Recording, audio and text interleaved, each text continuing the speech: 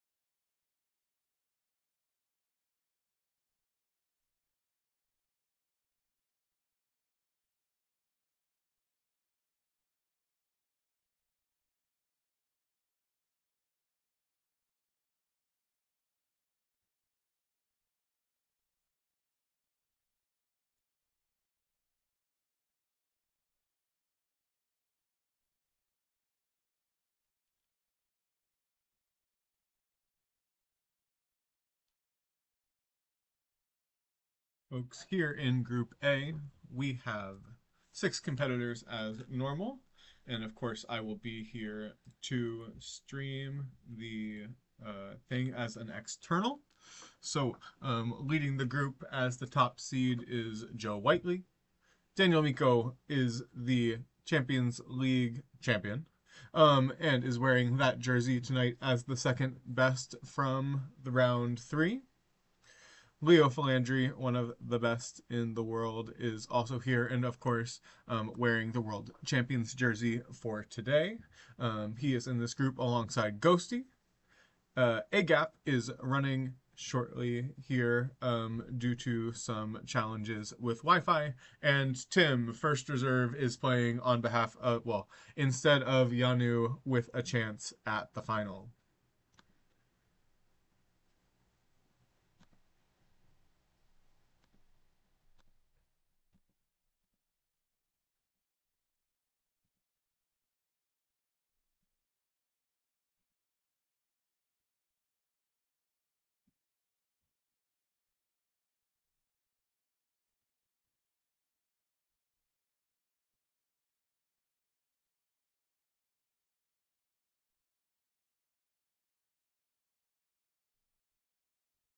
And the most exciting thing to have happened so far, AGAP is here to fill out the lobby as we await Tim as well, who is currently offline.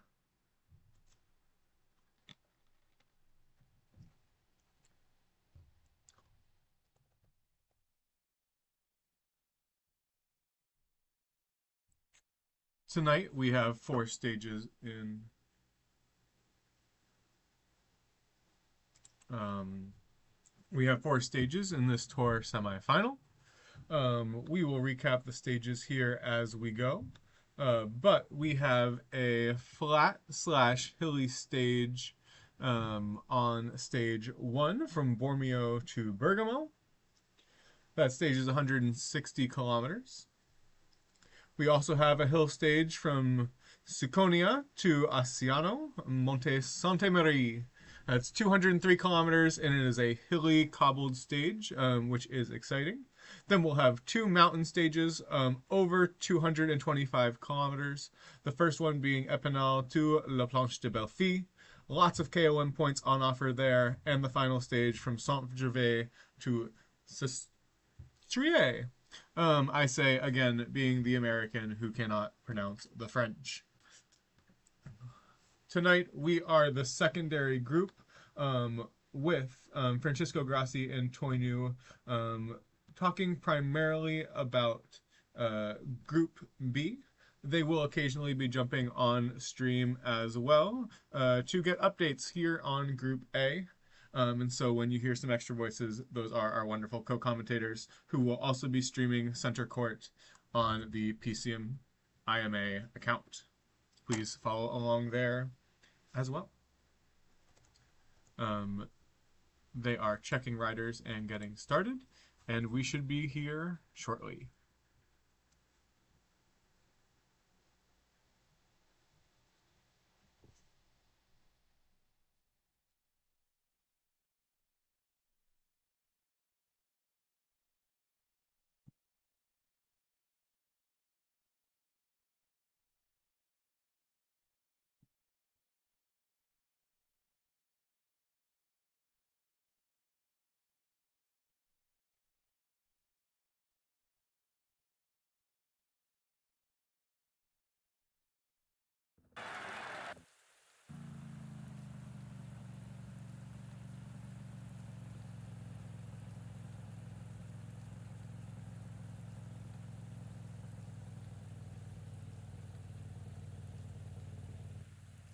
And here we go. The riders are logging in here. And so we see everyone getting ready. And of course, we zero as the group gets started. Again, we have got 6 competitors for this tour. Again, those competitors are Joe Whiteley, Daniel Miko, Tim, Leo Philandry, Ghosty, and Agap. Let's take a second to look at the riders and see if anyone has chosen different teams here. We have got the 82 Mountain, of course, the Hill, the Mountain Domestique.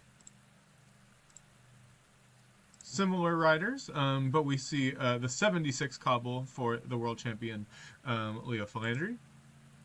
For the Champions League, we see a similar team. Except instead of the 76 Cobble, we see Daniel Miko bringing Christophe Laporte with the 80.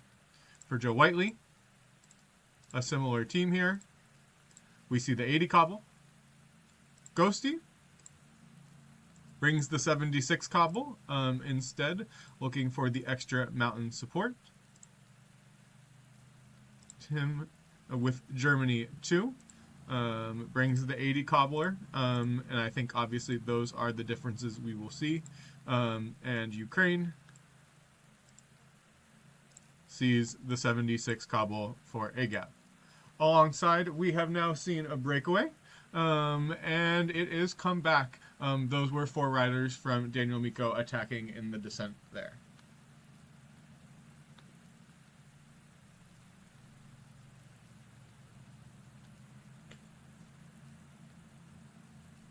With that, we continue the descent to the only first categorized climb of today's race, which is the Motorolo. We saw this in our real-life Giro d'Italia just the other day, and we will see 10 KOM points on offer at the top.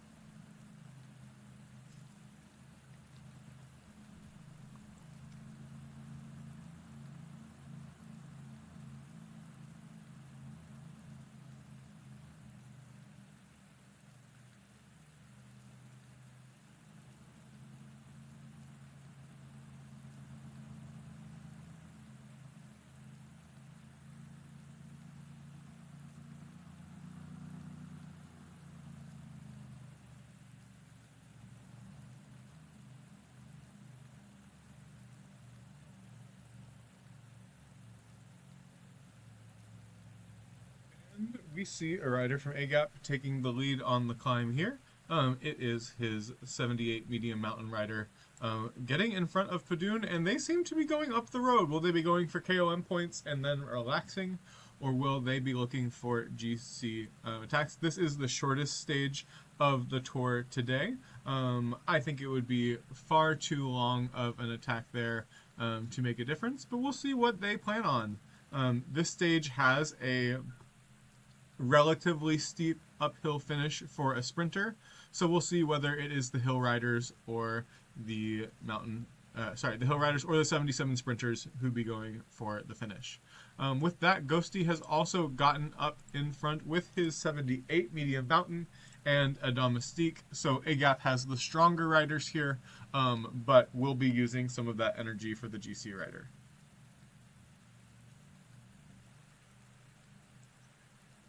The rest of the group is taking it easy here in the bunch.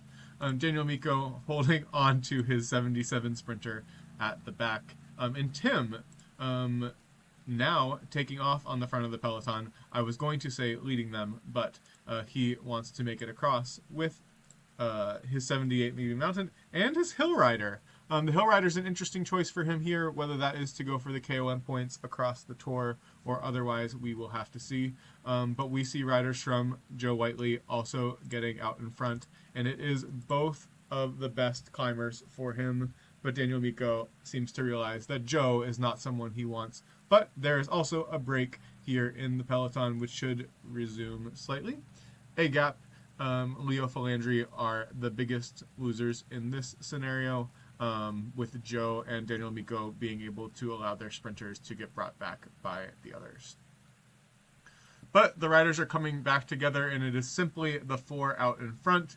Again, that is Agap's best two riders for the mountains, and then Ghosty is bringing up his 78 medium mountain rider with a domestique, and they are brought back now with 4Ks to go in the Motorola.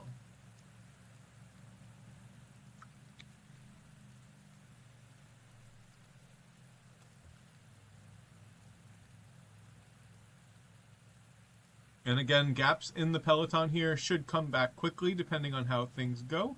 But the gap is to Agap. Oh, and Tim has lost his cobble rider. We will check on the status of domestiques at the end of the climb as the descent goes, but it is important now to look at the top of the climb. Daniel Miko, as normal, looks to be prepared for the KOM, with Padoon and Froome also there as leaders. Schachmann, protected by Steinhauser, seems to be falling off, so it is now Buchmann who might be going for the sprint. Let's see here. Kamna also in good position for Tim, but Daniel Miko is known to go after these points, so let's see that. Tim starts off, but it seems to be blocked. Kamna as well, ready alongside Buchmann. Gebre is going well alongside Froome. Let's see who makes it to the finish there. It is Tim taking the most points, followed by Daniel Miko, Joe Whiteley, Agap, and then Ghosty. There is a significant gap here. That descent is not something they will want to do alone, most likely. But let's see if anyone is dropped and who riders might be left off the back for good. So we go all the way back and we will make our way up. Pollitt for Tim is struggling here. That is not a surprise as the 80 cobble rider and who is doing most of the protection. Pidcock as well, a similar situation alongside Laporte. Those three might be gone for good, but Tim does have two more riders all the way in the back, which is not a good look for him. Agap has been protecting his 76 cobble and the sprinter to try to make their way back, but Ghosty seems to be in one of the better positions. Arndt, alongside Walscheid and Geschke, are in the descent now. They should be able to make it back to what is now the peloton. This peloton has Joe Whiteley, 77 sprinter, alongside Daniel Miko, 77 sprinter, and the entire support staff for Leo Philandri. There we go. And we will be seeing we will be joining the PCM IMA stream here momentarily.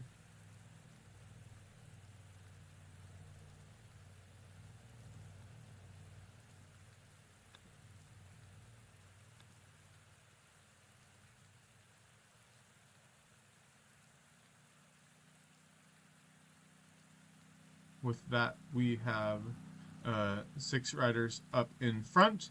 None of those riders from Leo Philandri who did not go after the KOM points. But we see Cepeda riding for Daniel Miko as the group has 2 minutes.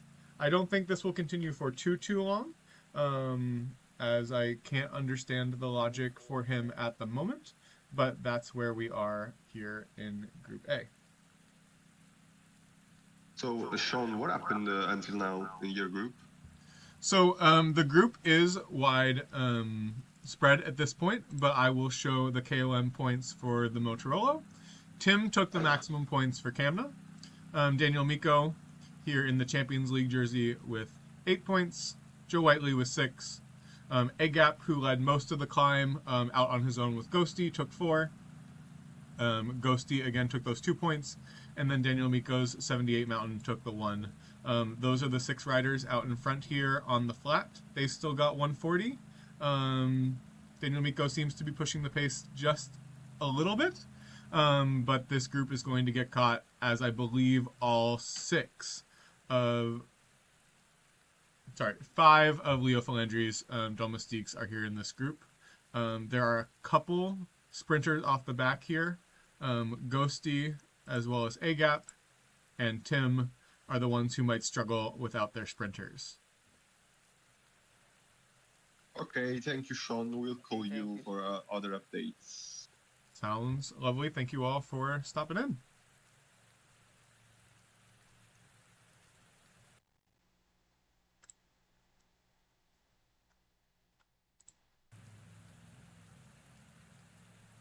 And there we go. We continue along here with 25 riders in the main peloton. Those groups did come back together, and as I mentioned, it is important for the teams with their 77 sprinters to keep the other ones behind. It looks like Ghosty is working hard to make sure his in Walshide returns to this group, which would leave just him and Agap, who should be able to make it, but they will have to put in a lot of energy. The remaining domestiques will be relaxing for the rest of the stage, hoping not to lose too much energy. And to return, Tim is in a rough spot here, should maybe focus on his hill rider, who might do well on this finish, actually. It's unclear who has prepped for this finish. But Agap dropping back his 78 medium mountain rider to bring back his sprinter is an interesting choice. I'm not sure whether I would want to use my energy here on that stage, but that will be here for the Ukrainian to make that decision himself.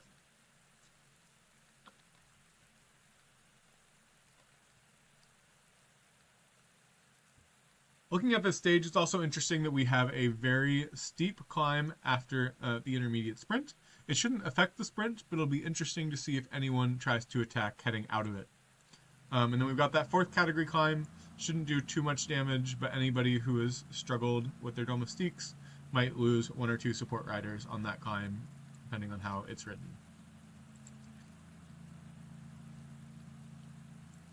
Not sure how Foss has fallen into the Norwegian Championship jersey here, but he is. And we see all 6 riders of Leo Philandri making the progress in this group, alongside all 6 riders of Joe Whiteley. Sorry, 5 riders of Joe Whiteley. We see 3 of Tim and 3 of Agap. That should mean Ghosty has 5. Ghosty also with all 6 riders in this group. Daniel Miko with 5 as well. Agap trying very, very hard to bring back that 77 sprinter with Prevar now. Bujiak has fallen off the pace. There are only 2 riders of Agap here in the front group. They could get to 5 depending on the pacing, but Joe Whiteley seems convinced not to let them back here with McClay. For folks who don't know, as we go along this flat section, in Tour, there are points for all stages. 25 points for the winner, going down to 2 points for 5th place. There's also, of course, points for winning GC. 150 points for the GC winner, heading down incrementally throughout the top 10. There are also points for the top 5 finishers in each the KOM overall, as well as the overall points. And then there are 5 points after each stage for the GC leader. So we will see how those stages go, and how the points let out. The top three from this semifinal move on to the final to become potentially the world champion in Tour for PCM 2024 World Cup. AGAP's riders, we're watching them here in the back. Leo asking the rest of the group not to stop, and AGAP still trying to find their way back into the peloton. His 78 medium mountain rider is struggling, will not make it back. Absolutely, there will be no chance for double GC, in case he was trying to do that in a future stage. But it is about this 77 sprinter. Can he return? Timms cannot. Cantor is gone, will not make it back. These riders they're done for. The question here is only AGAP. Will he be able to make it back? Not before this sprint point, absolutely. We've got 5K to go, and we will watch the sprint from the front. The important riders to watch here most likely will be Nizzolo, McClay, but also we should be looking for Walscheid of Ghosty, as well as the punchers. Will riders be going for the green jersey with the punchers in this tour? We will have to see, but Ghosty here with the lineup. We will follow Walscheid. We will follow Arndt Walscheid on the other side. So people are sprinting with two. Oh, a nice zigzag sprint here. As we see McClay on the left with a great jump. Sagan also doing well. Let's look at those results after the sprint. Of course, the gap to AGAP has extended. Will he make it back with that 77 sprinter? The results. Walscheid takes the 15 points and the 3 bonus seconds, which should not be important unless we get into a close GC battle at the finish.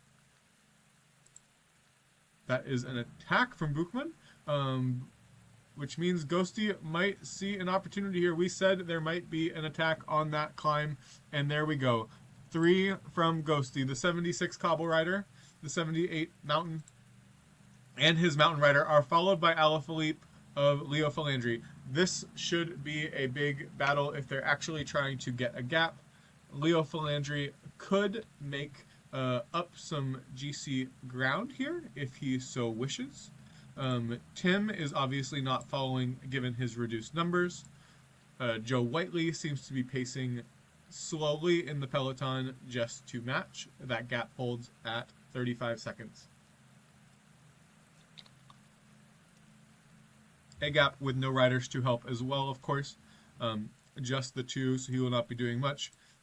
We also see 2 of Leo Falandri's riders now sitting up, saving for the later stages. That'd be the 75 mountain and that 76 cobble, who will be there for the sprints. And the breakaway is caught.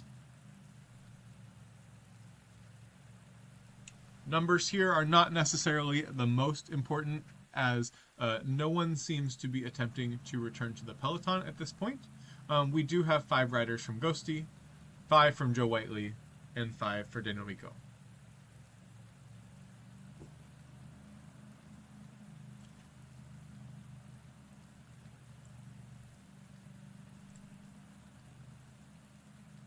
And the PCM IMA stream will rejoin us here in a second to recap the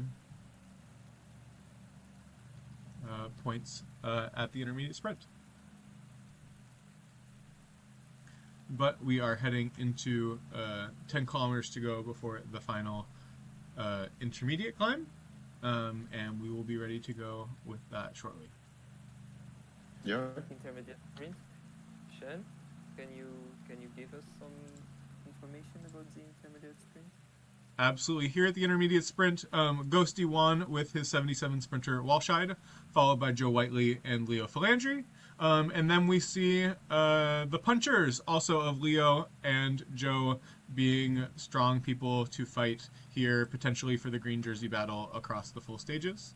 And we enter our 4th category climb now, with a very interesting setup with 5 riders of Joe and only 2 of AGAP. So we'll see what happens here. Down with 2. Lol. Okay, let's go back to group Biden, the group, and we are approaching the climb to Colle Gallo.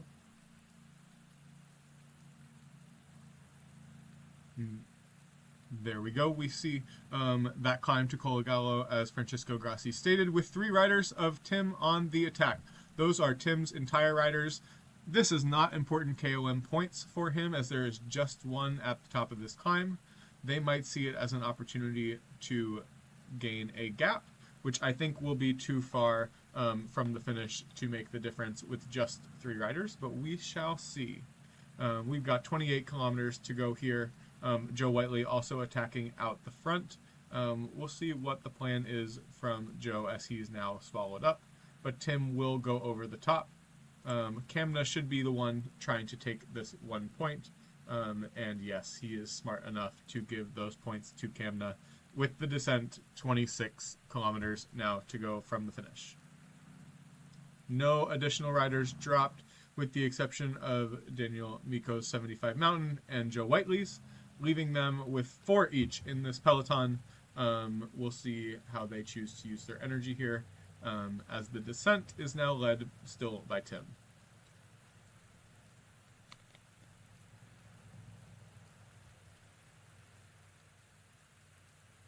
Even though it is an uphill finish here, just a slight one, it does give the 40 points for the green jersey. So we'll see, again, whether maybe these riders with only a medium mountain or a hill rider actually benefit in the overall green jersey competition by primarily sprinting for them. We see 20 kilometers to go, and the group looking around at each other, and some of those other domestiques having now returned. Ghosty has 5, as we mentioned before, same with Joe Whiteley. Leo Falandri only with 3, although this seems to be intentional with some of his other riders saving energy for the future stages. 4 for Daniel Miko. But there could be a chance for an attack here.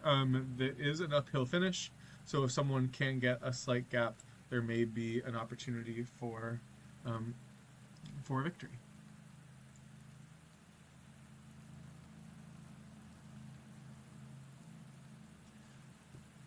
Again, 10Ks to go, and the riders are starting to line up their trains for the uphill sprint. Daniel Miko now making an attack with Cepeda, the 78 medium mountain guy, and he is let go with a 12-second lead over the peloton. This could be an attempt for that GC 5 points as well as the stage. He should be very good on this climb. It just depends how much time is given, and it is 18 seconds still. He is working hard and has worked hard all stage for Daniel Miko. We follow the train of Joe Whiteley as well as Ghosty and Leo Falandri. 8 kilometers to go, 20 seconds still to the lone leader.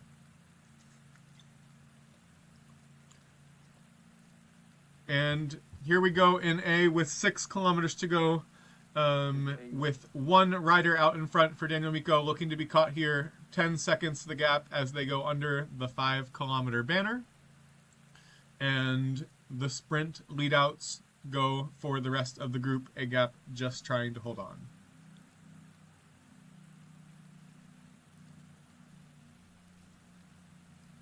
Here we go, 3 kilometers to go, and the uphill starts. Leo Falandri and Joe Whiteley attacking. 2 kilometers to go now, and it is still wide across here.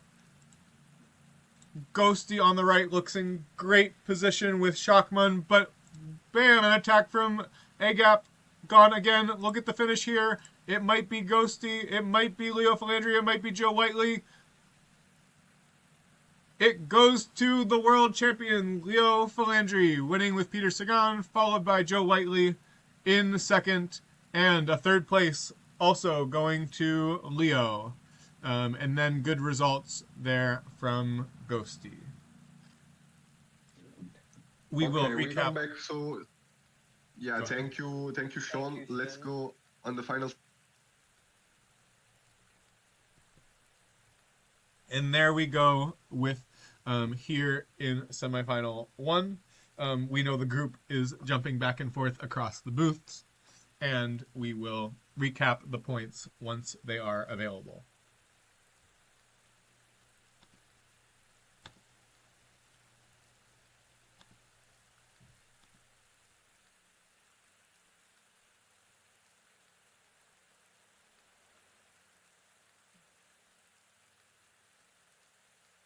And once we have those results, we will be putting them in for the points. We, of course, want to see the official points in before we read them out. But again, it looks like Leo Philandri with a wonderful stage win here. Let's look at the full results. Leo Philandri with the first place points on stage 1.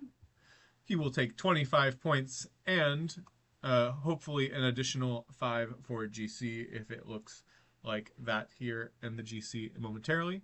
Joe Whiteley takes 15 for second place and Daniel McClay. Here in Tour, the points are vacated. So Leo will vacate the 10 points for Alaphilippe, and they will not go to any of the other riders. Ghosty, likewise, will take 5 for fourth place, and the 2 points for fifth will be vacated. Lots of riders on same time, although Gegenhardt does give up 31 seconds. Not a big deal for Joe Whiteley. Potentially what he was aiming to do there, it will be unsure. And let's look at the general. We will not look at the general results because the stage has started. Of course, Peter Sagan takes 25 points there in stage 1.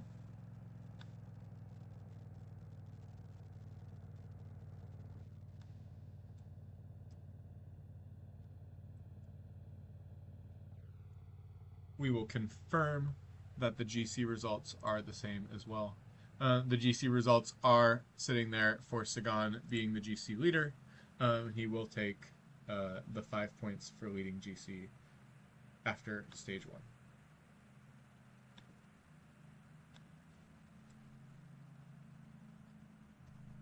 There we go.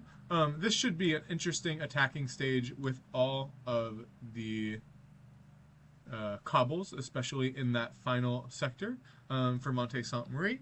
We will take a look at the strength of those cobbles momentarily, but I will recap the full results here as well. But this is an important first climb.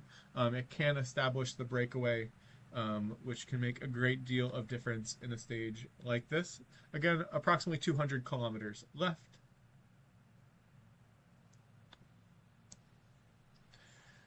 And there we go. Leo Philandri ends stage 1 with 30 points, 5 for the GC lead and 25 for the stage. Joe Whiteley, 15 for his second place. Ghosty with 5. The rest sitting with 0, although, of course, the KOM and the point battles have contributed there already. So with that, we have 15 riders in a small breakaway, 30 seconds off the front, although the gap from the back of E1 to P is not very large.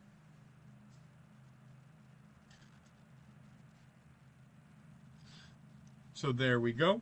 There are riders from all teams, except, of course, the one who hates the breakaway, Daniel Miko.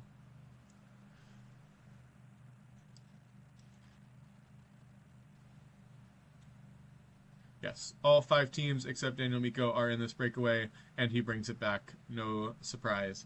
All riders back together here with 190 kilometers to go. With that, we see 3 more attacks from Tim out in the front. He is trying to get away with the hill rider and the cobble. This could be an attempt at the stage and not the GC. We also have A-Gap, and the rest of folks finding their groups here with the peloton and A1 a group off the back. So A-Gap has lost 3 riders behind, including his GC and his sprinter. Sprinter should not make a great deal of an impact here, as this race should go to the cobble, but A-Gap's 3 riders are here, and of course there is an attack at the front again. Joe Whiteley has 1 in the middle. Now with 3 of Leo, 3 of Ghosty, and 3 of Agap. Working maybe to catch Tim up front. The intermediate sprint points are important in that green jersey fight, hence why McClay is here, waiting for that green jersey, but with no one else from his team in that battle. Tim up front, Cantor, Pollitt, and Zimmerman. Zimmerman the best placed for Tim, and again the puncher may be looking for the green jersey here in this tour, but there is an attack from Joe Whiteley in the peloton to connect with 3 riders, and of course look who is pacing behind. That's Daniel Miko. We take that back. They have attacked from the peloton, meaning that everybody has riders in both groups. Who will want to pace in which section is unclear. But with those groups and 25 kilometers to go before the green jersey, let's take a look at the sprint and KOM standings after one stage. The GC is not very important here, with just the riders in the sprint having a difference. In the points, Sagan leads with 55, 42 for McClay. 31 from Alaphilippe is a very good point total for the puncher. Let's see if he can make any difference on these remaining stages. Walscheid in 4th, and Zimmerman sitting in 5th. Again, the puncher, but 13 points behind. Joe Whiteley in good position, with Froome also taking 15 points. Not a huge point total there, but with 2 great mountain stages, wins on 3 and 4 could mean a potential victory for the GC man also in the points. In the mountain, those points are led by Tim, who took, of course, the top of the first category climb and the 4th. So back up to the front, we see another attack. It is the 3 riders of Tim, and there are 2 now in between this section. Those are the other 2 riders of Daniel Miko. He's not made it far. Unclear whether he's hoping just to keep this group intact and not too far from that peloton. But it is an interesting situation here as we head towards the first intermediate sprint.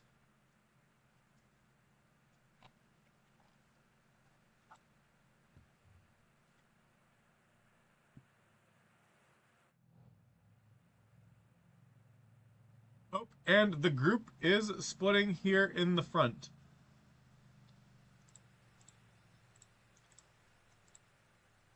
Want to be clear here that there are no 82 mountain riders in these front groups.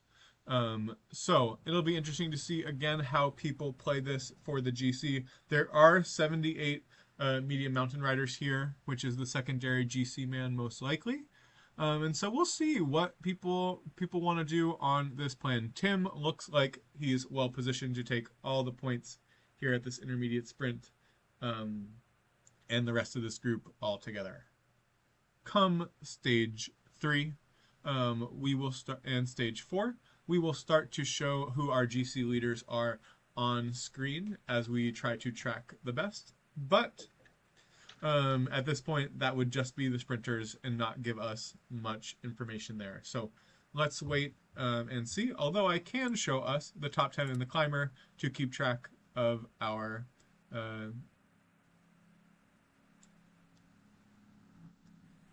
KOM battle. All of our GC leaders are here.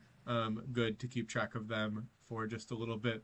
We will take that off as we go for the sprint. And we see our top 10. So Zimmerman up in the front looking for the top points for Tim, but the sprint will be here in this group E2. Yeah, because E1 is 2 minutes ahead, so who is ahead? It is 3 riders of Tim. Zimmerman is the only one who's gotten any points so far, and he's going to take the major points here as we now return to that E2 for the sprint. Nice move by team, actually. And Walscheid, McClay, Walscheid with the point. And it looks like McClay and Ottawa. Walscheid, McClay, and Schachman for the major Leo points. choked a bit the sprint. especially as he is the leader in the green jersey competition as well, to not get points with Sagan Yeah, I or will definitely Alaphilippe. need that points. Okay, Sean, thank you. Thank you, Of Sean. course. I'm thinking now that basically this stage was also in Champions League.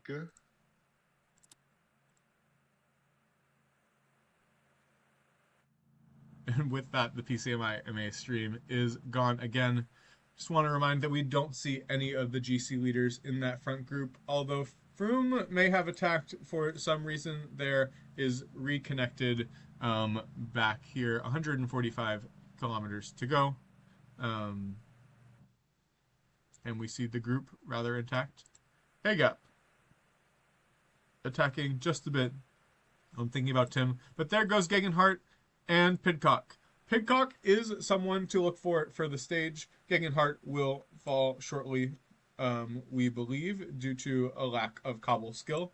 But we've got three riders of Ghosty, and the rest of the peloton, with Daniel Miko leading the way, of course, not letting Joe get any gap. And the gap to the back group is now 4 minutes 30 seconds. That is a big GC gap, but we see a split in the earlier group that is reconnected. Sometimes these groups come together and separate very quickly, and that is all right. We just want to pay attention to who is where. The gap to the front, though, has also lessened. We see it only being 75 seconds to the front three riders of Tim.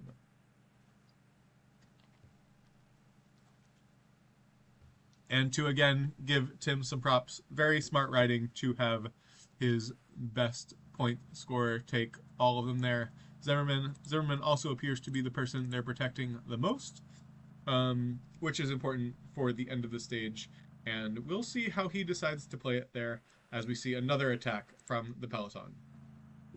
Daniel Miko trying to get his remaining two riders out, and we see Leo Falandri pacing the group back to them. Only 20 seconds, maybe not a great choice, or just a strategy to get some water for Daniel Miko. Let's see here in a second as the world champion Leo Falandri rides at the front.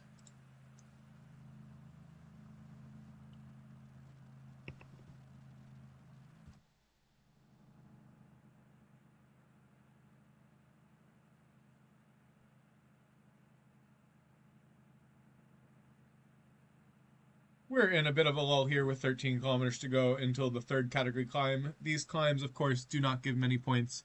The KOM jersey will go to the best climbers, with the first and HC categorized climbs likely to come in stage 3 and 4. But with that, we see Daniel Miko leading the pack here and a 5-minute gap to the back group. If there are 78 medium mountain riders who can survive well, it will be interesting to see if any of the teams try to work for them in the future stages. Unlikely, but there are always breakaway attempts that can be thrown by some of these riders, some of the best of the world here. So we'll see what happens. Although we do have Daniel Miko pacing on the front, so a breakaway with a major rider is unlikely. 2 minutes, again, for Tim at the front. None of the three riders here have any of the KOM points. They will not be important for the end result, as these riders will take them away as we head on to the Castiglione di Orsia. So, with that, Tim continues on, and Daniel Miko continues on here in the peloton.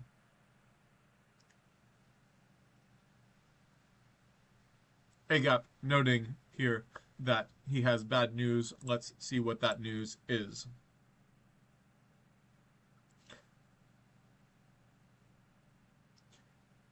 He doesn't say, but we see Daniel Miko pacing away, and a 6:50 gap now to the back group.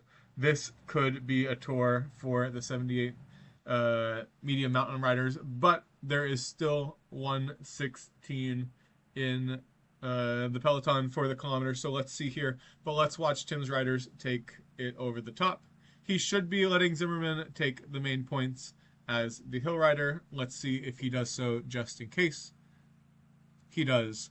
Pollitt slots behind Zimmerman. Zimmerman takes the points here ahead of Pollitt and Cantor. And Daniel Miko paces.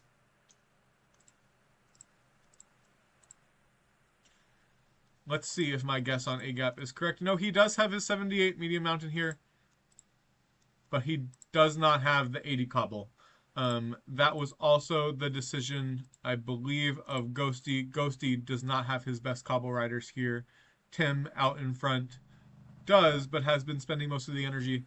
Unclear exactly what A-Gap is going for. Caicedo has spent his energy, though, for Daniel Miko and will not be continuing. He will fall back to the peloton and try to rest. We see a slight split here over that climb. Daniel Miko, Joe Whiteley with 4 riders still, and then A-Gap, Leo Philandri, and Ghosty. And the 3 riders from Tim always out in front still. We know that they have not gotten much publicity as we look at this stage, as they're not the most important riders here at the moment. They will be once the group decides to fight.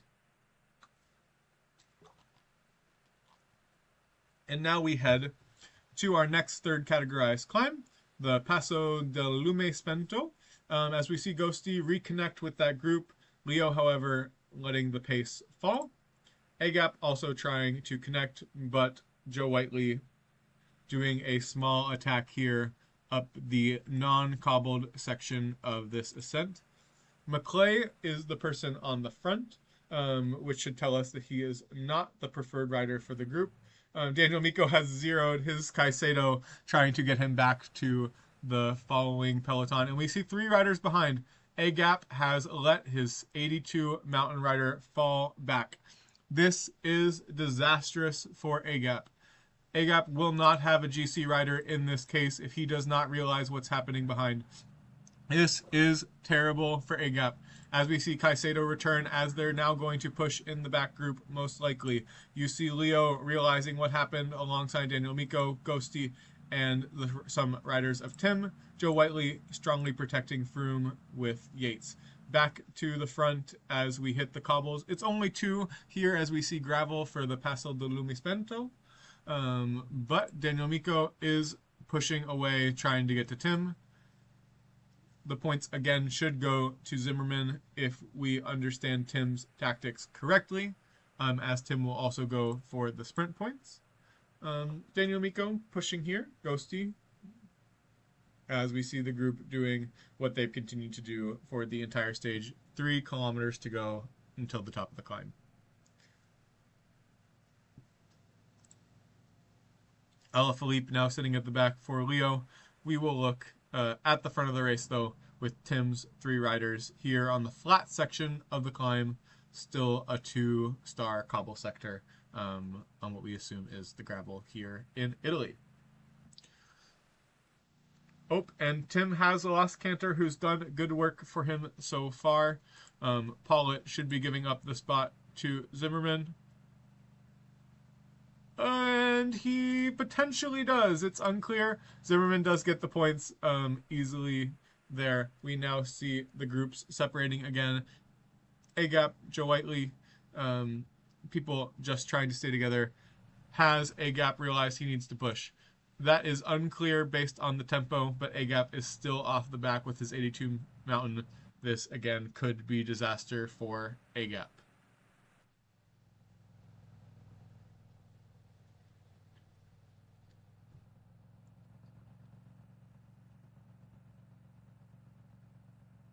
We see 8 kilometers until the sprint point. Tim has 2. Cantor is returning, it looks like, to the group, which is now considered the peloton. This front group has been given peloton status with over 8 minutes to the 82 mountain. Geschke attacking, Ghosty realizing that there are important points here up for grabs, even if he can just catch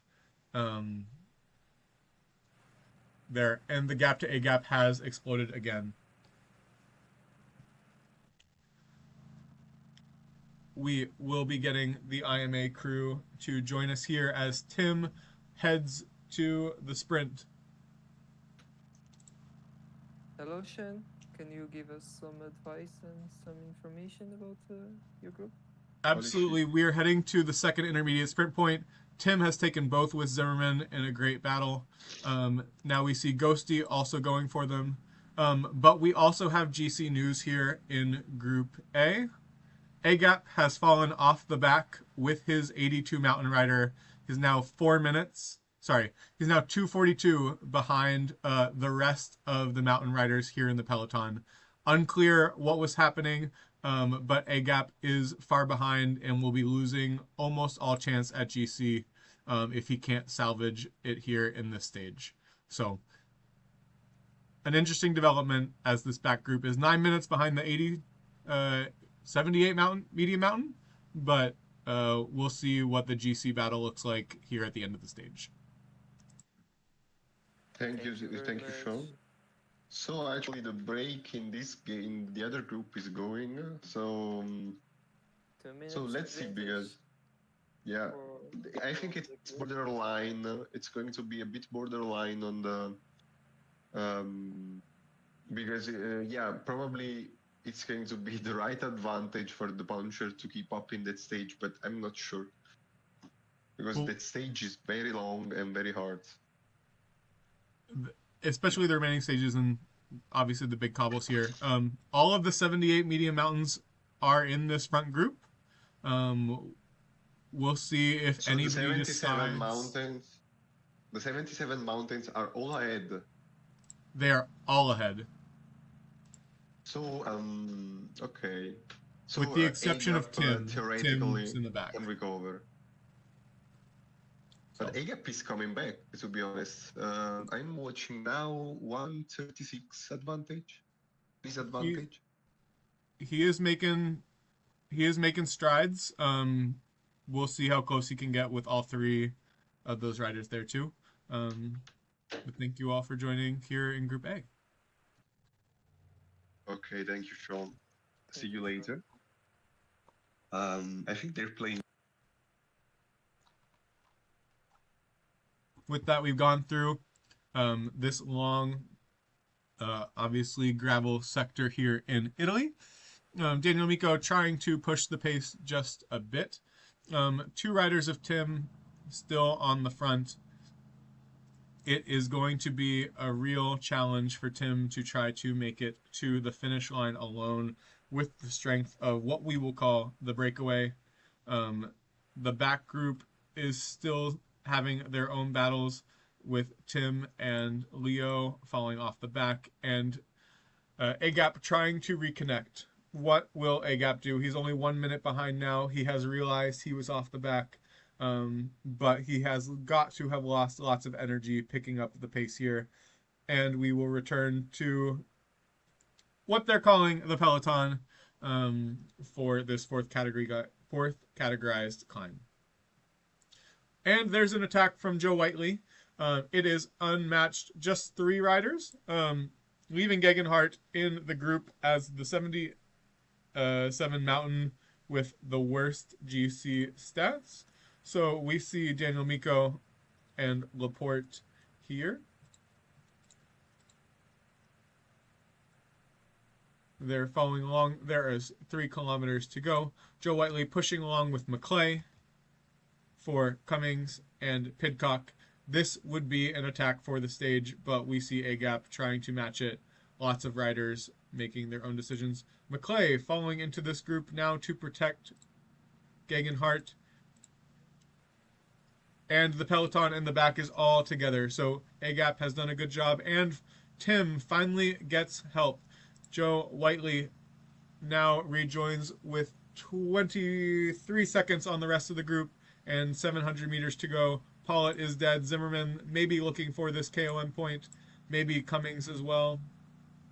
Cummings takes it as they now descend into the final stages of this with 55 kilometers to go. We will pick up with commentary shortly.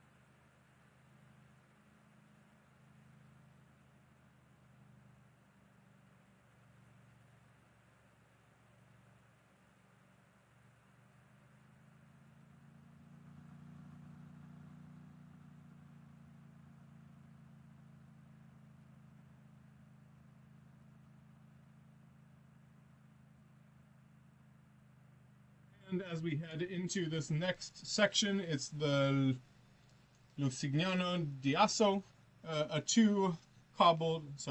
a two-star sector here on the gravel.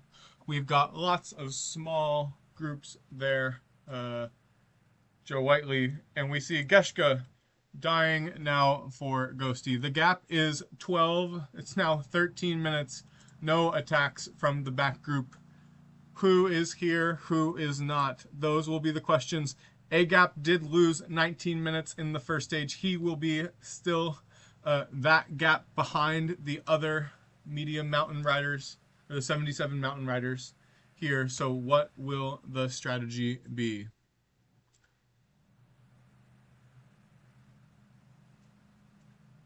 It is tough sometimes to watch somebody's GC fall apart in front of them, but I cannot see a way for him to recover. Agap is attacking with that 77 mountain rider. He must go for the intermediates and the KOM at this point if he wants any shot at passing the group. They are still on this gravel sector. 35 kilometers to go.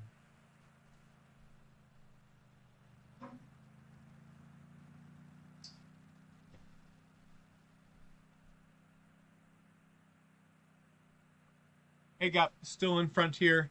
There are 15 riders in this group. McClay still pushing hard for Mr. Joe Whiteley, and this looks to be coming back together again. In the peloton behind, still all together, but Leo making a slight bit of an attack. It will be interesting if anybody focuses on one group in particular. I would suggest that for Agap, but we will see. He does need the points up in the front. Another rider falling off. It is of Agap, and it is that 77 mountain. So we will see 7 riders up in front, 2 of Joe Whiteley, 2 of Agap, and 3 of Daniel Miko, but it is that 77 mountain rider who will struggle with these climbs, not these climbs, these cobbles. And we hit the descent on the Pieve a Salti. Agap is going for the puncher here. There is no choice for him but to do so. Ponomar might also become his GC man here, which would be an absolutely spectacular attempt if he's able to do so.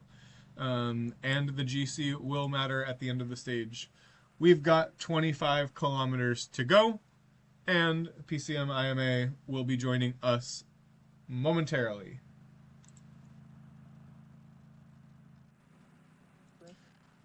Welcome, folks. We've got approximately 22 kilometers to go here in stage 2 of Group A.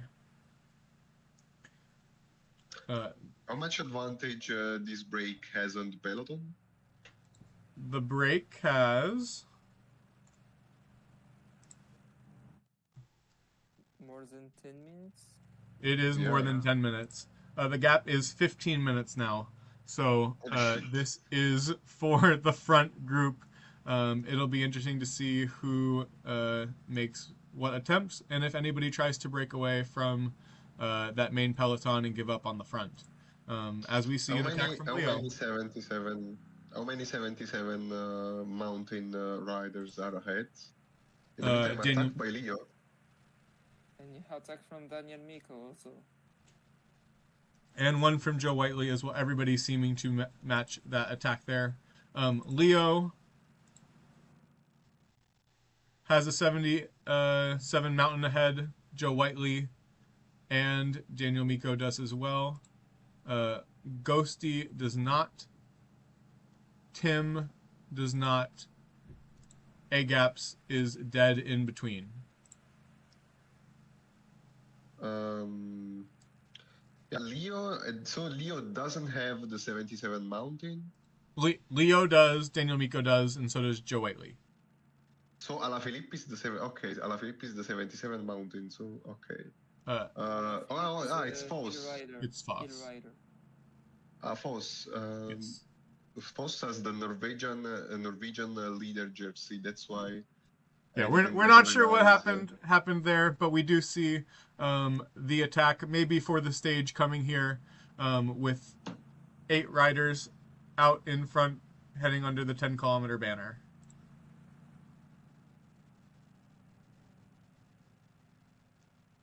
And we will arrive in the last gravel section, Sean. Yeah, last and decisive. Because I think he's going to get some gaps in GC too. Absolutely, based on how the finish. Yeah, 15 minutes from the 77. Oh, it's Leo has been dropped. Leo has been dropped, and Joe now is attempting to win the stage. Now, this is the group attempting to win. Yes, and he attacked with the 77 climber, I believe, to Leo Calendry. Yeah, Leo is behind with the 77. Ghost, But Leo yes. does Okay, have Shotgun. the puncher here. And it will be a fight between Joe and Daniel Miko for the stage victory, I believe, as the cover rider in front. Oh, Julien Alaphilippe is back. And Tim is also back here. Ghosty Yeah, on the front. Zimmerman did a lot of 1 kilometer go. Joe is attacking. Alaphilippe with a Joe great knows very well the sprint. stage. Oh. Alaphilippe, victory for Daniel Miko. I believe. Yeah, victory for Christophe Laporte. Yeah.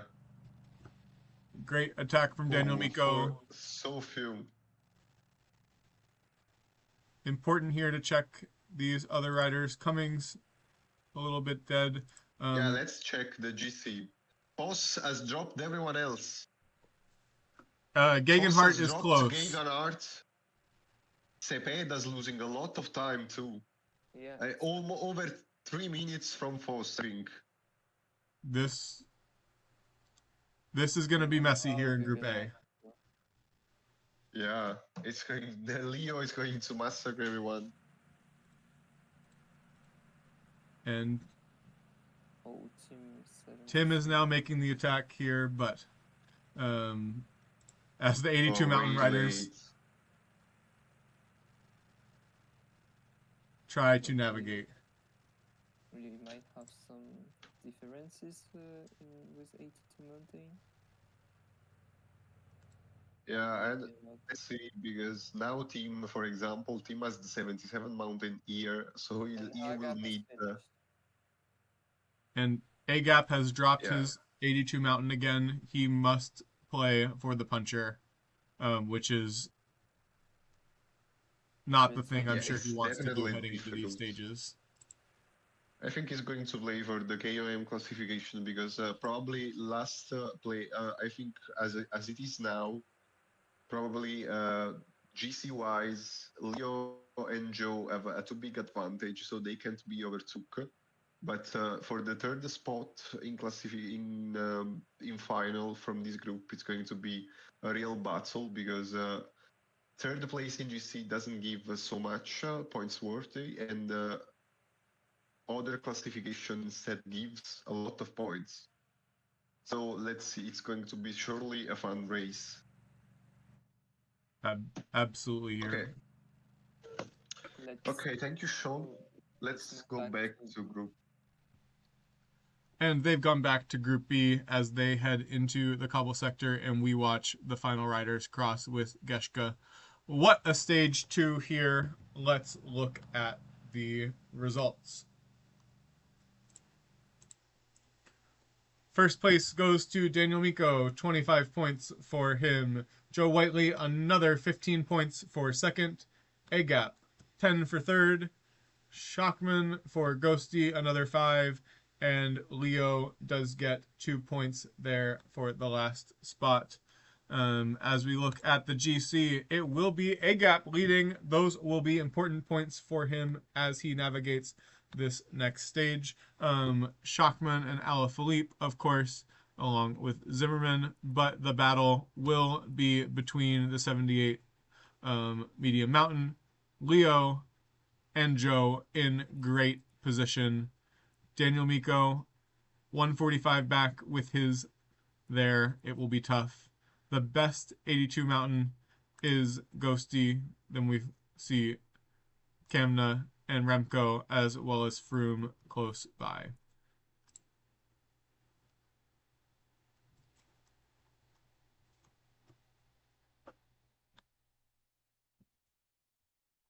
We await, of course, the start of stage 3, but we can see those stages there. Um,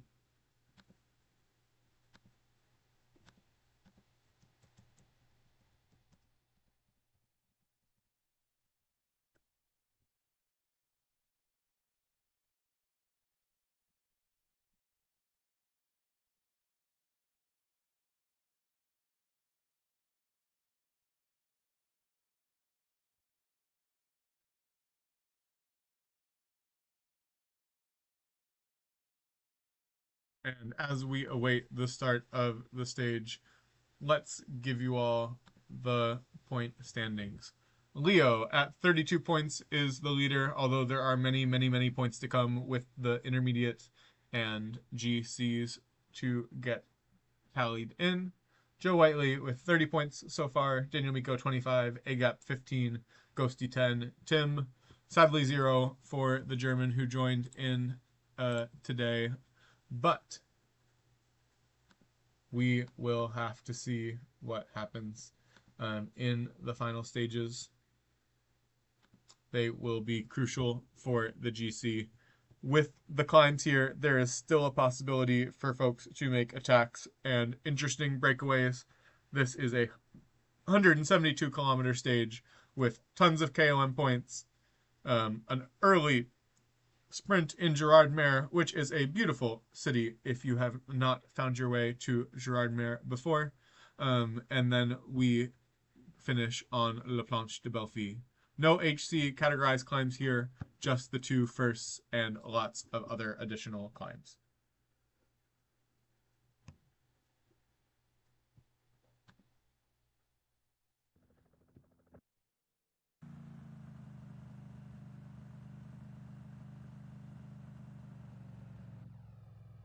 Here we go. We will put on the GC top 10 here with some interesting riders. Of course, Walscheid is not someone we will be following for Ghosty in 7th place as the 77th sprinter, but Ponomar for Agap, an important rider. Cummings and Gegenhardt, of course, important for Joe Whiteley. Kamna, important. Nope, I'm sorry. Kamna is in the polka dot jersey, but Leo has got some important riders. Zimmerman may be important for Tim as well. It could be an interesting battle for 4th place in GC. Will the riders with only an 81 puncher fight for 4th and not even worry about the top 3? We will see here, but they're on to this stage 3 as we look forward to a lovely competition. And Tim, realizing that points are crucial for him, he is out looking for the KOMs. Pollitt leading Zwiehoff, leading Kamna. Those are his best 2 mountain riders, as well as his cobble rider. Daniel Miko, an attack of 4 up the road. Cote, not the rider we should be looking for, but as the puncher, might be looking for KOM points. Gavre Xavier also out front with the 82 mountain. Caicedo and Laporte. So no GC leader for Daniel Miko, but KOM battles indeed. And now 17 riders out in front. 3 of Joe Whiteley, 3 of Agap, 4 of Ghosty, and Daniel Miko, and the group is back together before I can finish the groupings.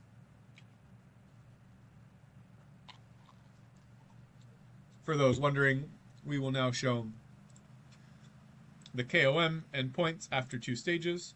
Sagan still leads Daniel McClay. George Zimmerman moving up in that classification, a very smart thing for Tim here, as he will need to focus on his puncher. Walscheid there in 4th. Alaphilippe dropping some points there in 5th, not scoring in the last stage. Not very many, anyway. In the KOM, Kamna, of course, is still leading over the figures we saw from stage 1. No major points there.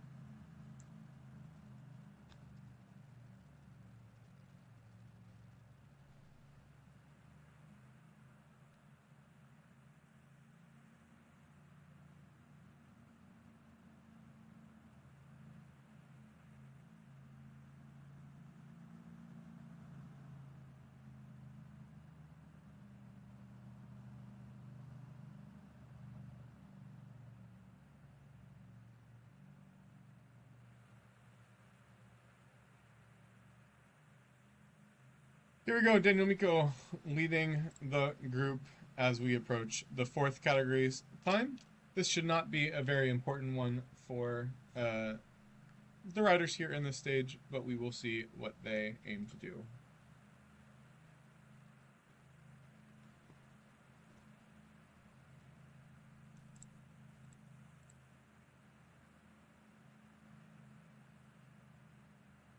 I know lots of rider names to keep track of. Thankfully, no repeats with some of the French groups and the world champions as we have seen in the past.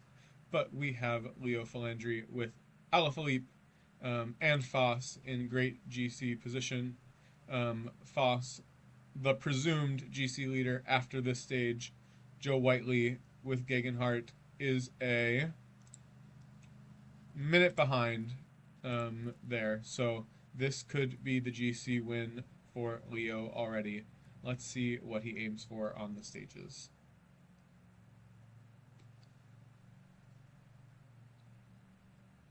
Well, I don't think any of these stages have the kilometers to make a huge difference in terms of GC leads of 15 minutes.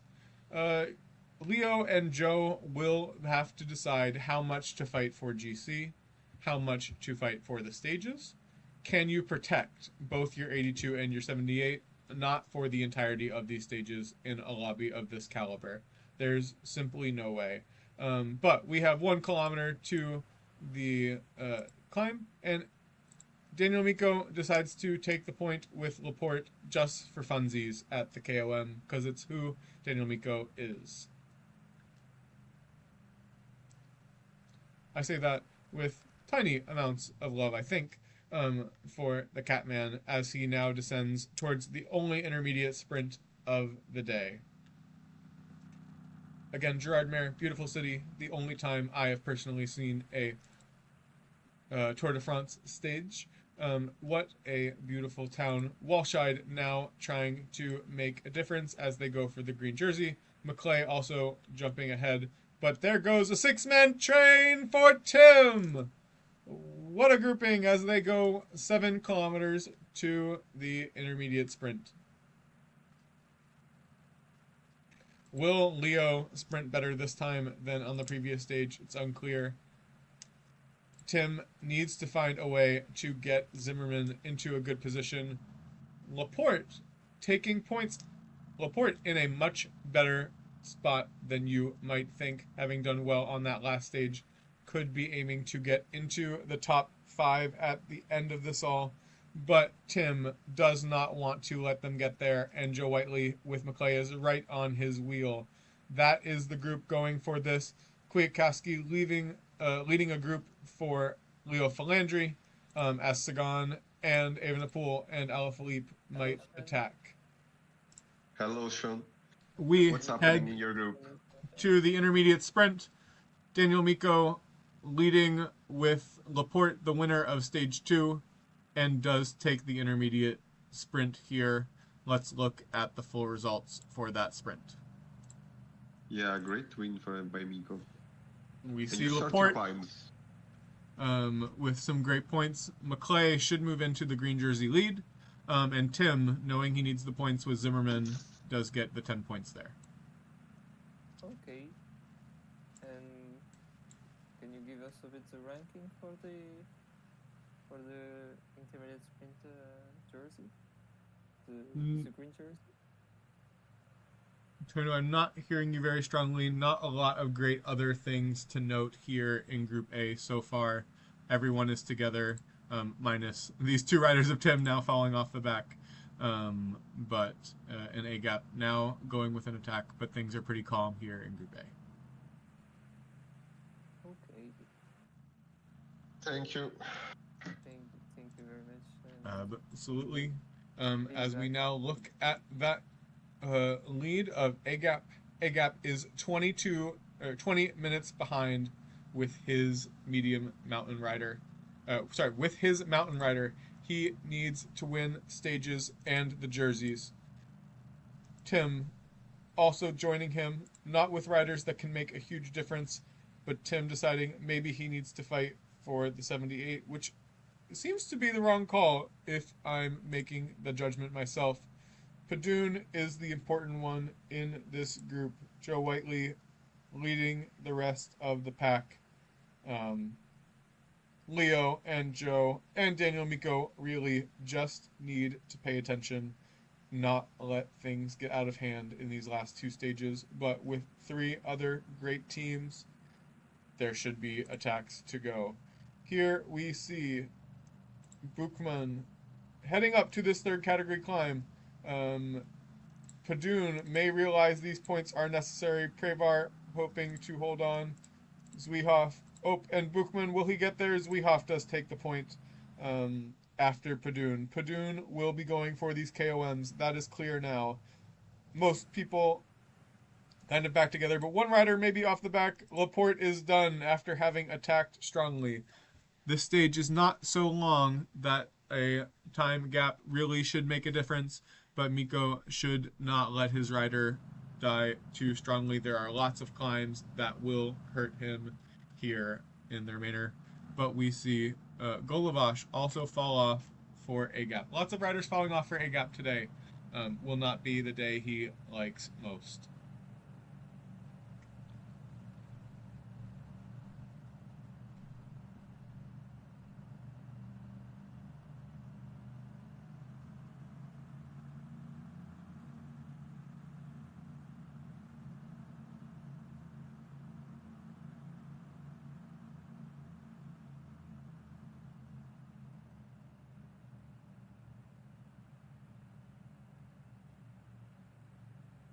Group all together except for Laporte as expected into this fourth category climb. Daniel Miko at the front with his 82 mountain.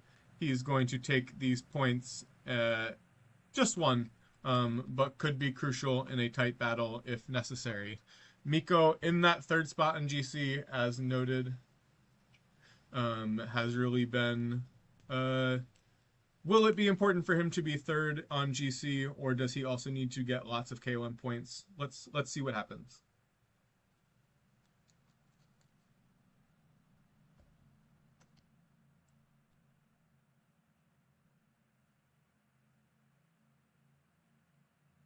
And the four riders of Miko continue along here on the flat. Agap realizing again that he must follow all of these with Padoon, or he'll be in great trouble at the end when we look at results. But the breakaway may be forming. No, they're still together. PCM making interesting gaps as always. And we head to the flat. Nitzelo leading the pack here as PCM decides there is indeed a gap. Not a gap, different thing with our friend from the Ukraine. 35 riders here.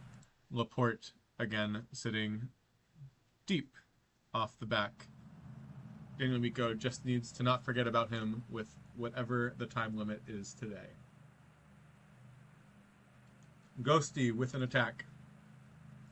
He also knows that the fight for GC 4th is important alongside the KOM jersey for him. I'm not sure the Sprinters jersey has many points left for Ghosty, so he must be looking for a interesting gap. And we have 11 riders off the front, but Joe closes that quickly with Froome and Cummings. And the gap nullified again on the flat. Our next climb will be second category, the Col du Hunstruct. Not sure exactly the information there, but we've got it as an average of 10.3% on 4 kilometers. 17.6% at the max is a steep gradient for sure in the middle of the stage with 80k still to go. We see the Ballon d'Alsace, another first category climb, and then, of course, Planche de Belfi is there to finish it off. So, the fact that all 35 riders are together here is crucial for the GC of Leo, Joe, and Daniel Miko. Tim, Ghosty, and Agap clearly unable to decide how they can get away well. and fight for these KOMs. If Joe or Leo decides just to battle out the KOM with them, I think the three will pass almost automatically pending a disaster. But Agap again realizes that Padun needs to be at the front as we start this climb called the Hunstrupt.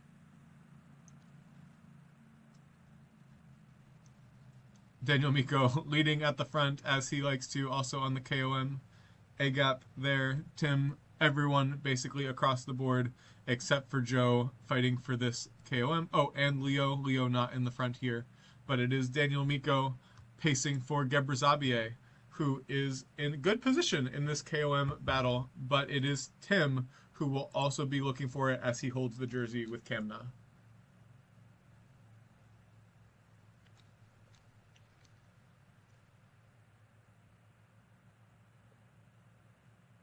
Kamna looking spry alongside Bukman and Gebrazabier. Padun slightly behind there, but Kamna should be trying to get around. Gebrazabier and Bukman going early. An interesting movement there, but Kamna goes. Padun as well. Will Kamna get all the way to the thing? And no, it is Gebrazabier. And a very close battle between Kamna and Padun. Let's see who crossed first. It was Gebrazabier for the 5 points, Padun 3, and Bukman gets 1, meaning 0 for Tim in the leader's jersey of the KOM. Everyone back together with the exception of Laporte in A1.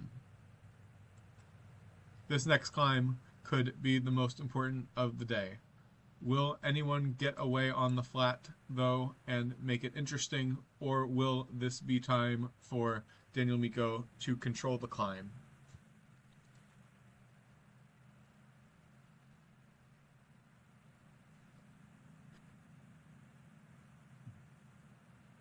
Well, apparently it is time for Tim to control the descent as we now hit the false flat, heading into the Ballon d'Alsace.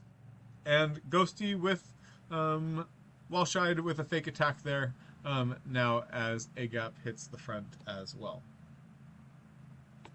And there we go, the attack from Agap as we expected, and Daniel Miko with the pacing even more expected, even regardless of the GC positions of now.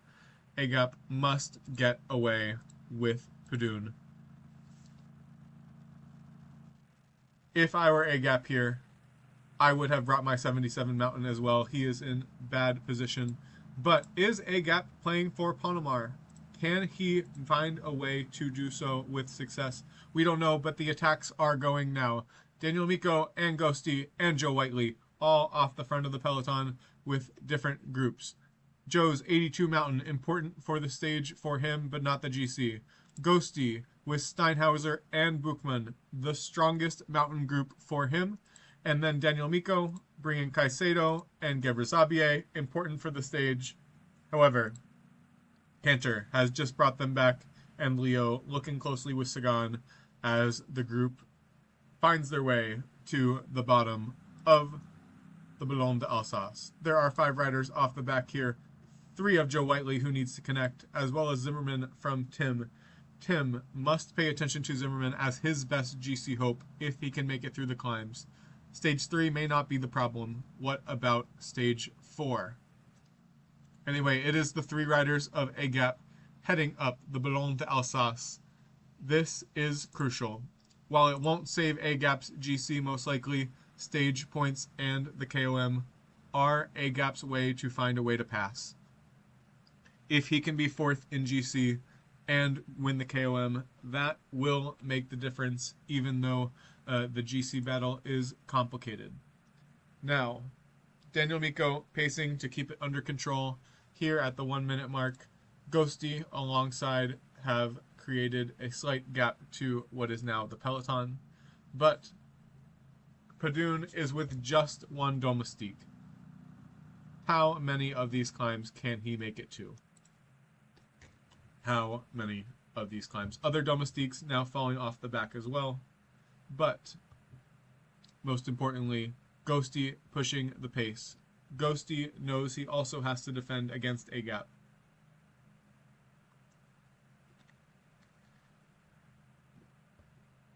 The different battles here created by Stage 2, I think, are some of the most interesting we've seen in this World Cup so far, and in possibly the most important battle we have seen yet. Going into a final 5Ks to go in the climb, 57 for the stage. We see Padun with Prevar for A gap, as Daniel Miko now leads with 4 here at the front.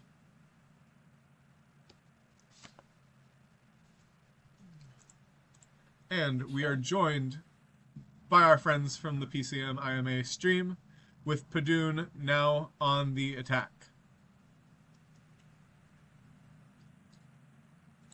So I believe they are close from the Ballandars stop climb, so it might be a good idea if you can give us some clear views about it for the KOM classification. So this climb is crucial for A gap here, trying to get the KOM, but Joe Whiteley is now attacking as well as Daniel Miko.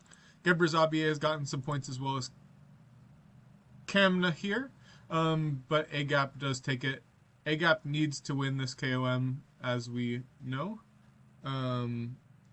What we've seen so far is we now hit the descent. A gap attacked with 3, trying to get away with Padun. He is now alone in this group. But we see the rest of the GC and KOM leaders here. And as we look at the results of that KOM, Padun does take the important points, as well as Kamna. Kamna should still be in the lead. Bukman Gebre, who took the points at the second category climb, as well as some other domestiques. Okay. Unclear why Joe wants to work in A2.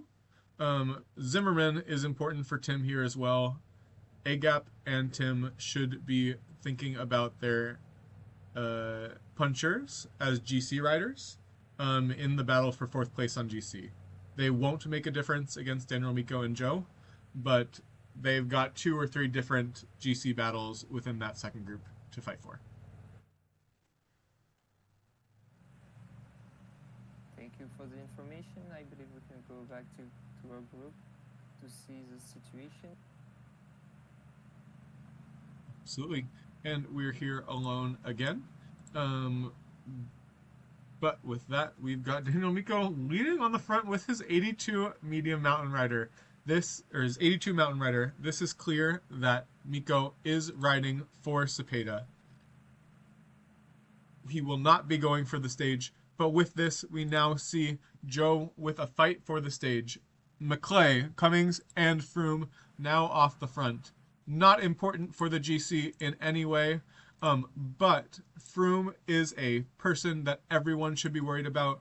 Steinhauser, not so worrying for the GC of most, but again, the battles between these riders for GC Section 1, Section 2 will be important. A gap has found his 78 medium mountain, and the group is 6 up front. Tim will not let them get away. He knows that is too dangerous. Too dangerous for Tim. Caicedo is off the back, no longer important as well. Here we go, all back together again, but Joe pushing at the front, 2.5Ks to go. Tim knowing he must get these points with Kamna as well. What an interesting battle here in Group A.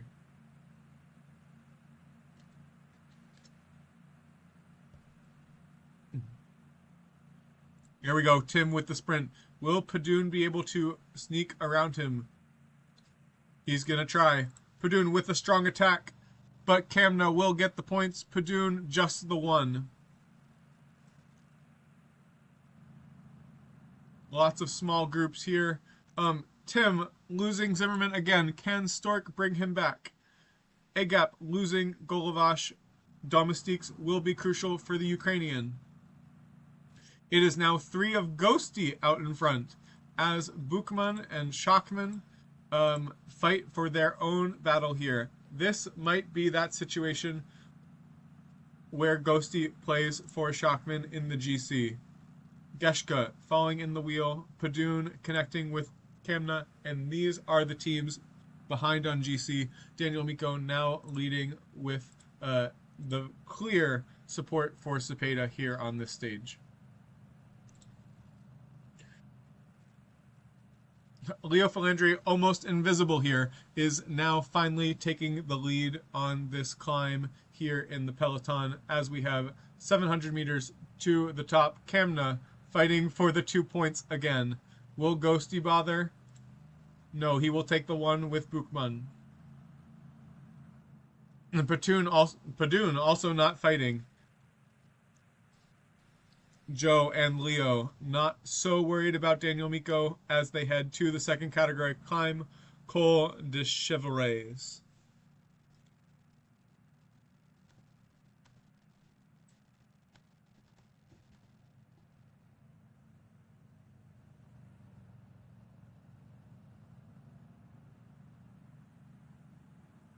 And here we go now, 7 up in front. Schachman and Bukman leading for Ghosty. Daniel Miko with both and a domestique. Joe realizes that's not the move for him, brings them back. 21 riders with 2.5 Ks to go on this climb. Cummings on the left and Froome, Costa pushing for Leo.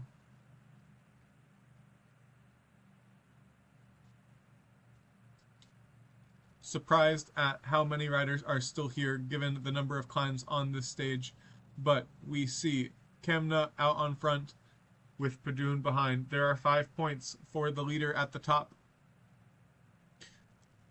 Tim and Agap, of course, clearly fighting for this, but Tim is the first to get started. 500 meters to go. He looks clear, Padoon, but Froome also deciding he's now going to be part of the battle and takes 3. Padoon 1. Gebrselassie fighting for 0 points. 12 riders now together. Let's take a look at the composition. We've got 3 for Leo, 3 for Joe if you include his rider up front. We see 2 for Daniel Miko, 3 for Agap, including Ponemar, again, still in the lead on the GC. He has not been doing much work. Padoon also up there. It's only a 6-kilometer climb, the Planche de Belfi. Some very steep sections, but what can the hill rider do?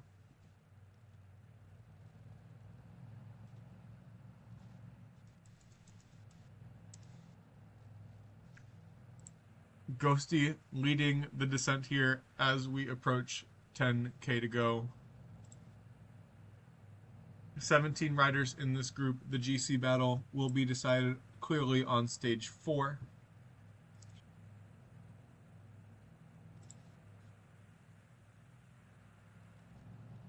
Yates and Froome now attacking for the stage. Joe Whiteley using his numbers well. Padoon realizing again he needs to be part of the attack. Ghosty pushing behind, and they start the climb. 6K to go. Padoon is attached here to Froome and Yates. They've got a 43-second lead. Will they be caught on this climb? Joe should be able to handle the pacing there. We joined by the PCM IMA group This is a here. great situation. Let's move back to Group H. You have you can tell us what is going on in your group. We are on the final climb. Joe is leading Agap with 1 rider each here on the Planche de Belfi. Leo now looking like the best in the peloton. But the GC riders, including the hill riders, are still here for the other 3 as well. Joe looks in great position with 2.5K to go. An acceleration from Leo Philandri, looks like. Absolutely. Leo with Alaphilippe, Foss, and Evenepoel. Foss should be the GC leader, but Evenepoel may be the one for the stage. Agap is And Leo caught. actually gets a gap. And Indeed. Leo flying with Evenepoel. Foss is and really impressive. Alaphilippe zeros, but there we go. Agap is dead. Can Joe get to the finish line? Victory surely for Christopher Froome. a good And win. Foss actually dropped everyone else. And Leo, Leo- Falendly second and third place. Leo is impressive. He actually knows how to play with the 77 mountain better than how he plays with the 82 mountain. It's already the second time that he's playing GC with Foss consecutive. I remember also the third round, and he does it magnificently. He actually was ahead of some 82 mountain riders with Foss in the third round. So imagine how strong he is. Great win by Joe now. Joe, I think Joe and Leo have certified they're going through at the moment. And it will I'm be. almost sure of that. I think they will have as well. Okay, let's go back to Group B. Thank you, Sean, for your intervention. Thank you all. And we await the final results here and the updates on the GC based on these. But the 25 points will go to Joe Whiteley with 15 to Leo Philandri. They are crushing it in the points so far, but we'll still have to wait for the intermediate, so the sprint and the KOM classifications. Let's look at the results. There are gaps. Joe Whiteley taking back half of his GC gap. I take that back. Tobias Foss widening his GC gap there on the rest with his great points there. Daniel Miko will get 5 points. And the GC leader after stage 3, still a gap. Important for a gap there. Let's look at those standings and try to understand them as best as possible. Tobias Foss, the best of the 77 mountain, 1 minute and 30 seconds, and Joe restarts.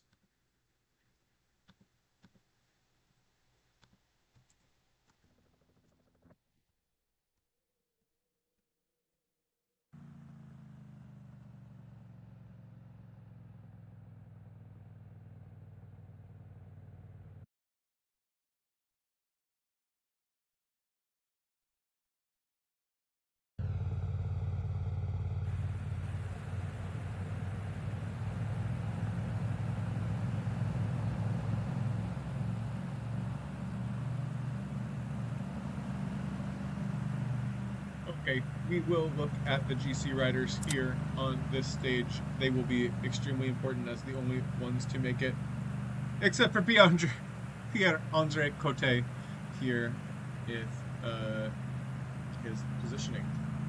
But the attacks have already started on this first uphill. No surprise, it's Tim. McClay, third in the points at this point, is looking at that sprint very closely.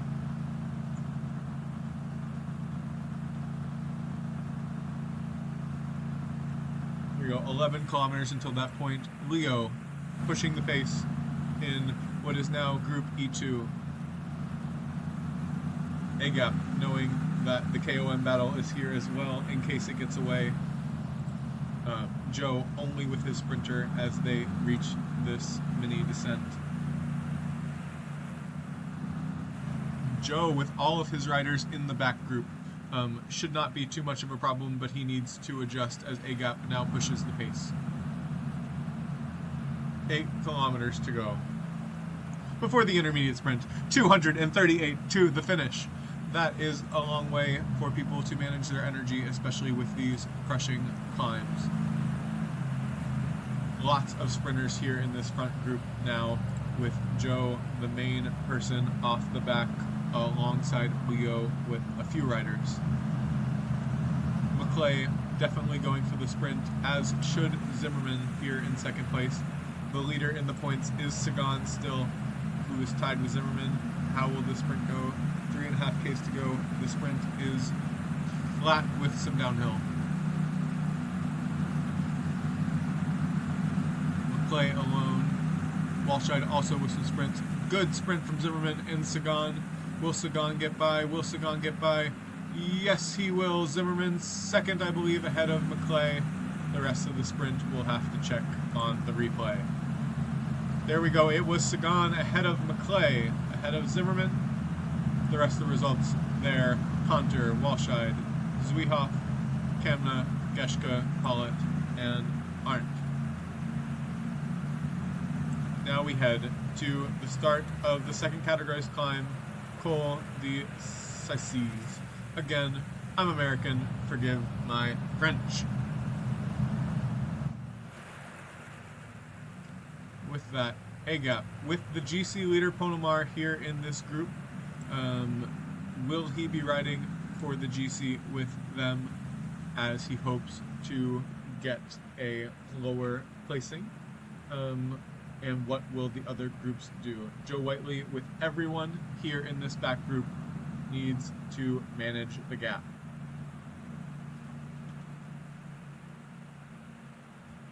Leo, also with 4 riders here, of course. His 82 Mountain is up front, though. Foss, Alaphilippe, Costa, and Kwiatkowski in the back group as well. Joe leading them back with Pidcock, Froome, and Cummings.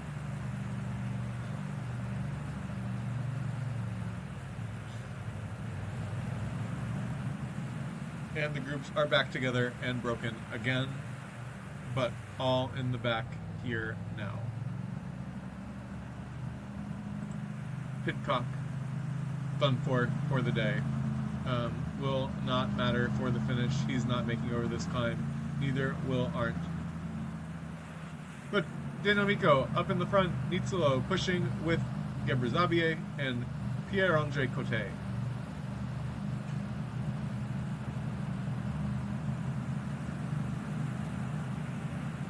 The gaps going very interesting directions here, as everyone manages their energy here on this climb.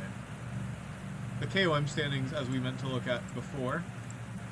Kamna leading by 6 points over Gebre, Froome with 21, Padun with 19. Leo not going for the KOM, clearly, but it is a fight between the other 5, although Ghosty will need to make up some ground.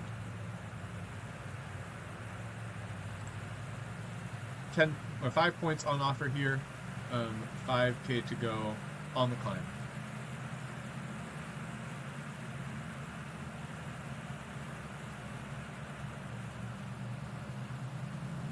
And the overall standings will be read on the descent after 3 stages.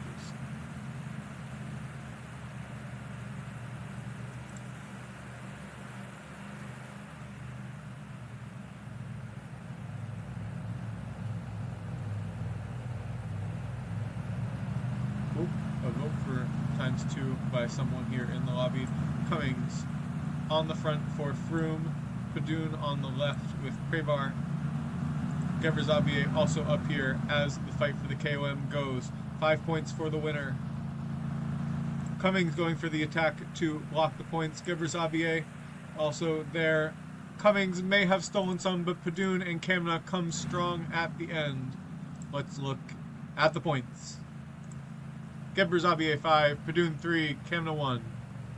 Looking at those rankings again, Kamna will stay in front, but the gap lessens to Daniel Miko, who knows that he also needs the KOM. Lots of small groups here after the climb. Joe Whiteley playing it smart in the back.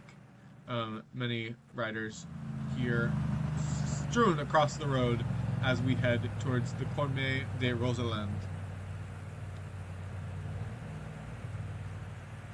In this situation, let's look at the GC points so far in the classification. Joe Whiteley, 55 points with his stage results. Leo Philandri, 47. Daniel Miko, 30. A-gap, 20. Ghosty, 10. Tim still on 0. We'll see what Tim's plan is here. Obviously, he has been fighting for the intermediate sprints and the KOMs with his riders. What will he have managed? But let's look at that front group again. We see 10 riders. 5 from Daniel Miko. 3 from Ghosty. 2 from Bookman. Sorry, 2 from... What's happening here? 3 from Tim, 2 from Ghosty. Ghosty with Bookman in the group as the 82.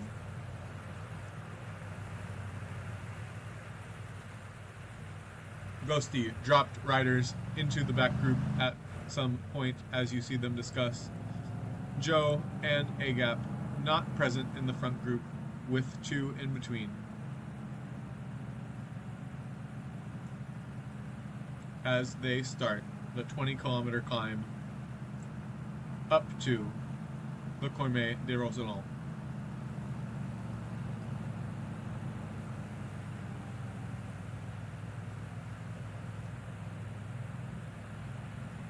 And now we're moving to Group A. We will have some information about Sean.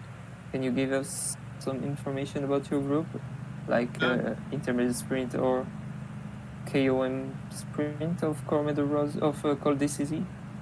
Absolutely. So, in the intermediate sprint, we see the riders of Leo Philandry winning the sprint, and he should win the classification with that. Zimmerman was in good position as well. Tim should get second unless there are major changes at the final sprint. McClay will get third, both at this intermediate and in the classification as a whole, we believe. At the KOM point, Gebre closed the gap on Padoon and Kamna with 5 points. Kamna is still the virtual KOM leader ahead of Daniel Miko's Gebre. Padoon is a close third alongside Froome. We see 14 riders up in front, 5 of Daniel Miko, and some other riders kind of spread across the groups here. This is going to be the GC battle, but it's unclear who teams are going to play for. The difference between the 78 Medium Mountain and the Puncher for some of these teams is still 15 minutes.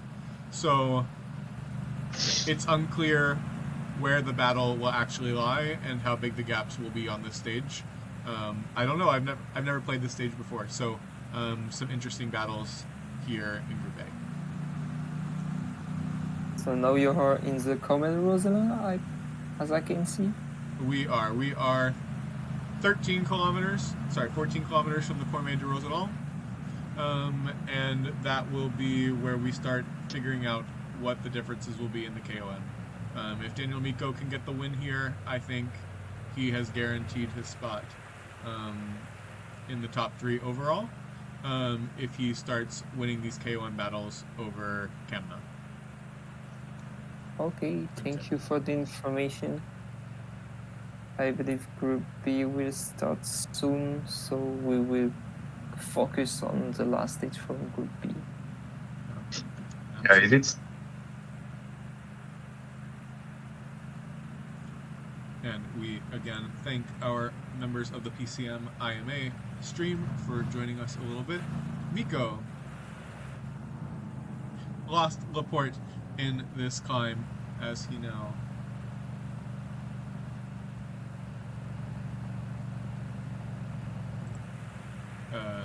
with 4 riders in this front group.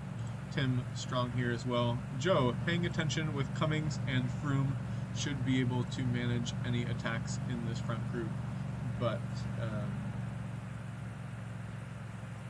we shall see.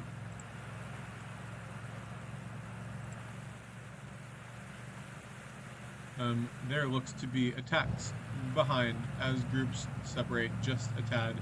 It's not an attack, it is just pacing from Leo Philandry.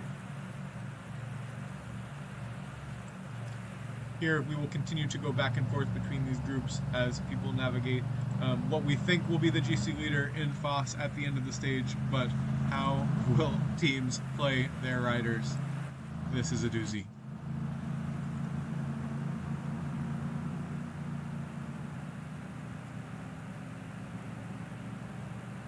For those paying attention to both streams, I will also recap the GC of Group B. Basso leading with 55 points, Hush with 40, Pon 35, Snake 25, Guillermo 17, and Gabby just 2 points so far. there in Group B, which again can be found on the PCM IMA stream, which is visiting us occasionally. But now we have 2.5 kilometers to go here on the Cormet de Roseland. Joe still there with Froome looking for the KOM points as well. We see Tim making an attack there with Kamna. 1.3k to go, 1 kilometer banner to the climb. Kamna looking for these points. Gebrselassie also looking for them for Daniel Miko. Kamna and Gebrselassie.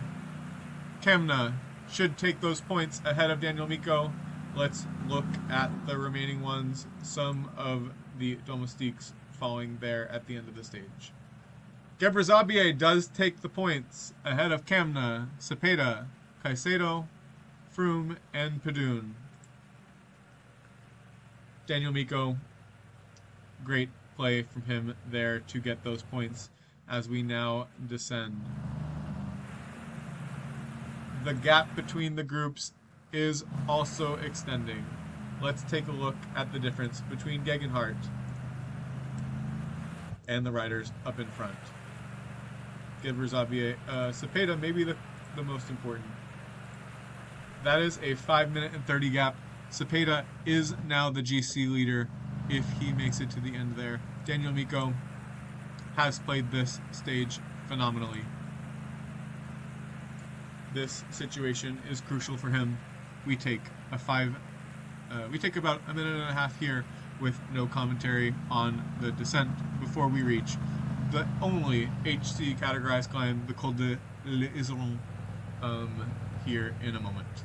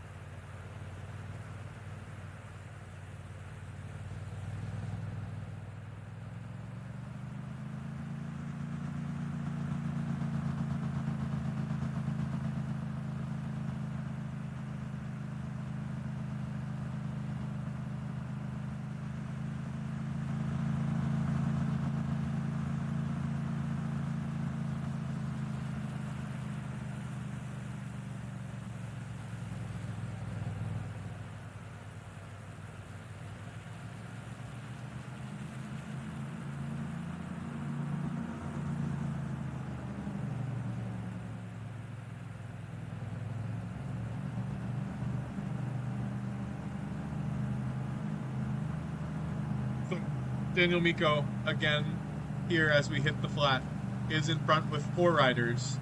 2 riders from Tim, 2 of Joe Whiteley, 2 of Agap. This is the situation that Daniel Miko wants. This could be a masterclass on this stage. There are still 153 kilometers left, but by putting both his 82 mountain and his 77 mountain in this group, he is set for a good result. All of his best riders are here. He will recover. As we look at the peloton 5 minutes behind, Leo Philandri needs to decide whether he will try to catch them, as does Joe Whiteley. What will happen in that scenario? Ghosty leading the pack, slightly a little bit in front with Walscheid. Leo also paying close attention.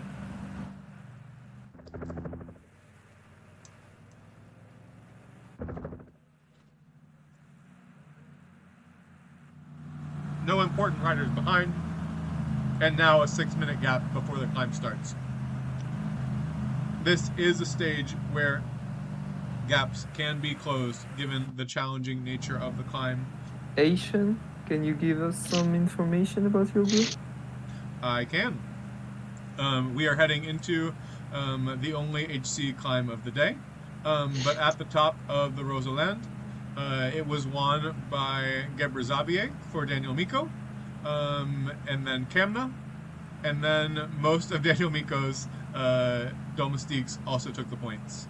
This puts only Tim and Daniel Miko in a position to win the KOM, assuming no major changes otherwise.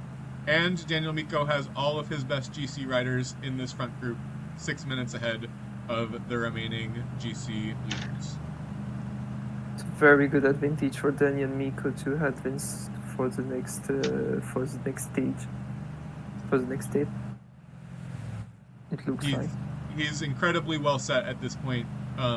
I think the win in the group should end up in Daniel Miko's hands unless Yeah. things go sour. Yeah, it's also dangerous the fact that From is there from Joe. From a GC perspective, probably not. But yes, he's got two top 10 GC positions still up here in the front. We'll see how Joe decides to play it, even though his best rider is still here in the peloton. Yes, with Taha Gegenhardt.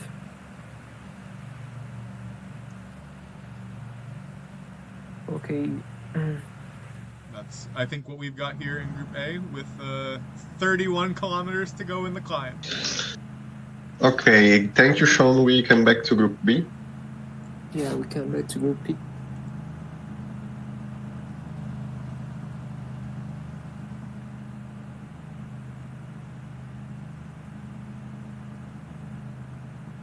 And we see what looks to be some differences here in what was the peloton.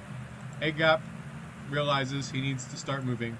His only GC hope is Ponomar, based on the rankings.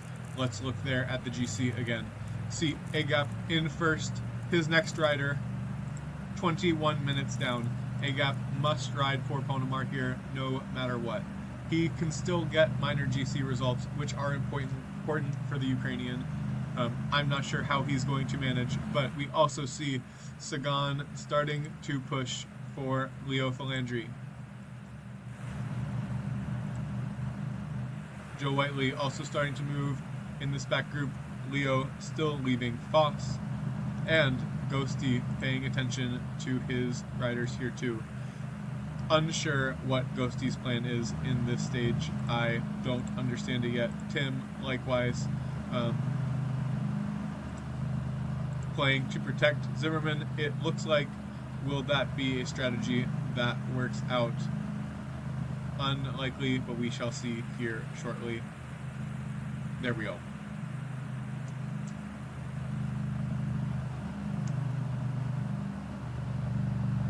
Eight minutes now between the front group and the peloton.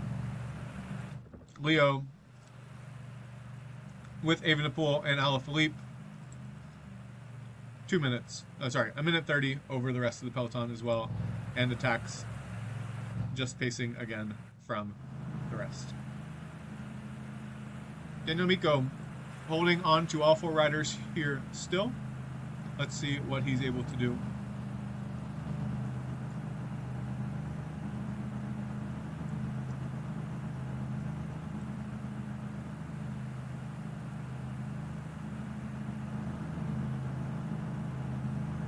Agap realizing how dire of a situation this is. Now, the KOM here is crucial. There are 20 points on offer. This could regain someone's life in that bit of the competition. If they do not make a difference on this climb and do not get the maximum points, Joe and Agap cannot win the KOM.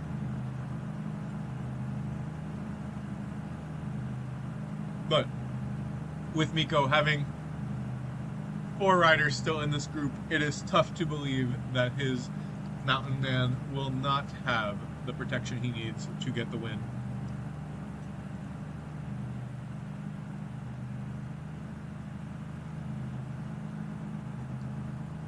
How much are the other riders willing to kill their bars?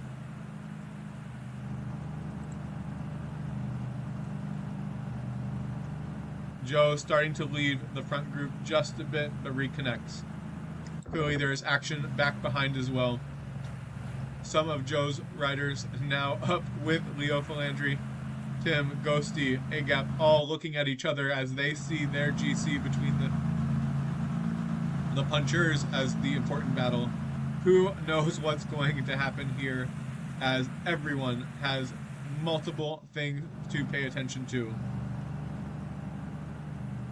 Daniel Miko finally using Kote to fall here, but there are still GC battles to pay attention to with the minutes, should he be paying attention to his energy throughout the stage as well.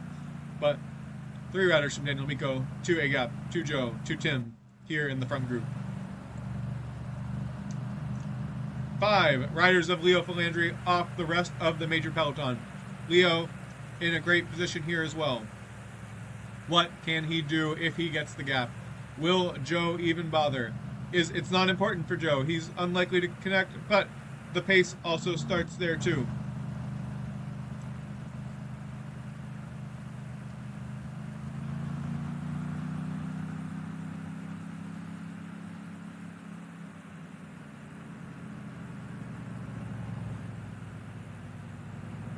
What a scenario. 8 kilometers still to climb here. Joe Whiteley pushing the pace next to Daniel Miko just a tad. Agap needing to pay attention to Padun and Prevar here. What a challenging situation for Agap. Daniel Miko pushing the pace with Gevrezabier. Again, this climb is crucial for the KOM competition. It's also crucial for the GC, as Daniel Miko has 6 minutes 40 over the rest of the peloton. That's not enough if he has used all his bars heading into the 5 kilometers to go marker on the Col de l'Iseron. Joe now trying to mark Leo Philandry out of the peloton, and the hill riders looking at each other again for those remaining spots. They know they need to pay attention to each other. Agap losing the domestique at the same time as Tim. It's now 4 for Ghosty versus 2 of each. When will they drop their mountain riders? But now we see Prevar dropping as well. Zwihoff. That means it's 1 rider for each. Joe, Agap, and Tim alongside the 2 best mountain riders for Daniel Miko. 1K to go. Joe leading. Cepeda dying. Tim fighting for it alongside Gevrezabier. Padun coming strong. Where will Froome come? Tim coming now. Froome. Oh, we must look at those results once they're finished. Daniel Miko still with 3. How will they recover? And the battle behind, they are moving. Foss and Evenepoel are crushing up the climb. Cummings has fallen back for Gegenhardt. That's what Joe Whiteley did there. Gegenhardt also much in front of these Zimmerman. Oh, what a situation for Ghosty. Can Ghosty manage his riders here to beat the Ukrainian and his countrymen? Prevar gaining energy though to work for his GC leader Ponomar, who still holds the official lead. The local look at the front. We've got 4 82 mountain riders, followed by Cepeda, who we thought might be the GC threat for Daniel Miko. He is joined by Caicedo.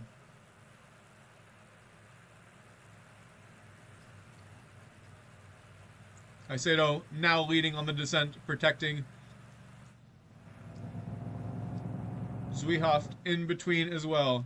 Then it's Evenepoel and Foss.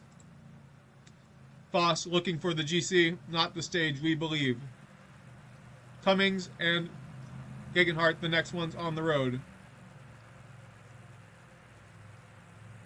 It's tough to imagine here that there are still 95 kilometers to go.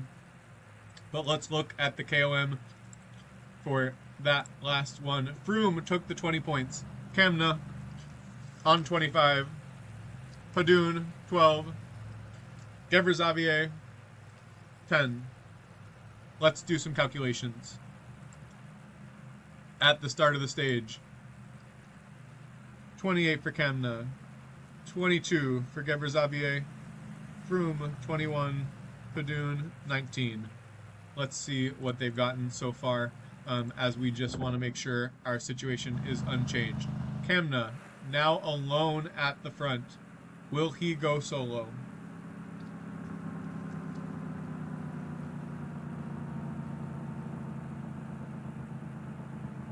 as we await our friends from the PCM IMA. I am trying to do some calculations, but not sure I can get them in full. What happened in Group A during the cold race run? Here we go. At the top of the Col d'Azeron, Froome was the one who got the 20 points. But it is an interesting battle here, as Tim has descended alone, with 3 riders of Daniel Miko now pacing back Froome and Padun. For the KOM standings, we believe Kamna is slightly in front of Gebrselassie and Froome. These last 2 climbs will make a difference. Padun should be out of it for the win. Leo is also Why now Miko? attacking in the GC. Why Miko isn't attacking? Oh, Leo has 2 minutes advantage on Yes. Leo now on has 2 minutes holders. advantage on what we're calling the GC group, I would believe, which includes all of the punchers for Ghosty, Agap, and Tim, who are their only GC hopes, alongside Gegenhardt for Joe. So Leo is going to arrive with so much advantage. It's unreal. I'll tell you already. Absolutely. Leo is in a great position here.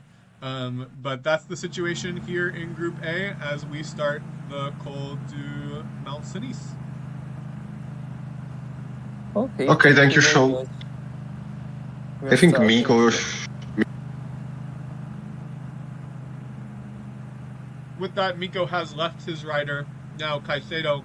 It will be 2v1, v1, v1. Froome, Padun, Kamna, and Cepeda now looking to be the ones fighting. Ghosty pushing in the back. Joe has fallen off with Cummings and Gegenhardt, but will connect easily as they start the climb. 5Ks to go for the leaders. These KOM points are crucial here. Tim needs them. Joe getting them secures that he does not need to worry very much about the GC. Agap needs a miracle, both on the final climb and here to pass. And Daniel Miko would secure his spot, I think, also with a GC win, given his position with Cepeda. The gap, though, to Leo Philandri is only 3 minutes 34. Foss is now moving. 3K to go at the top of the climb, though. Let's pay attention to Gebrselassie.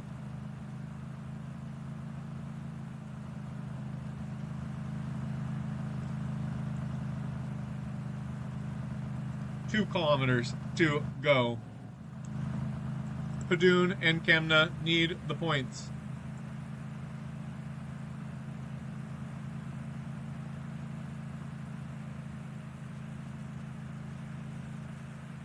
Kamna leading out Padun. Froome in good position. Gebrselassie as well for the points here. Padun looks in trouble. Kamna. Froome with a great sprint, though. Will it be Kamna? Will it be Froome? It will be Kamna, we believe, ahead of Padun and Froome. It is Kamna ahead of Froome and then Padun. The 2 riders for Daniel Miko in great position. They have 4 minutes over the duo from Leo Philandri. Ghosty.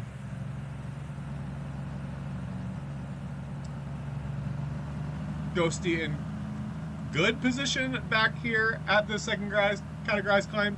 It is unclear what they're supposed to be doing. Ghosty attacking. Will they get a gap? Gegenhardt paying attention to this GC group.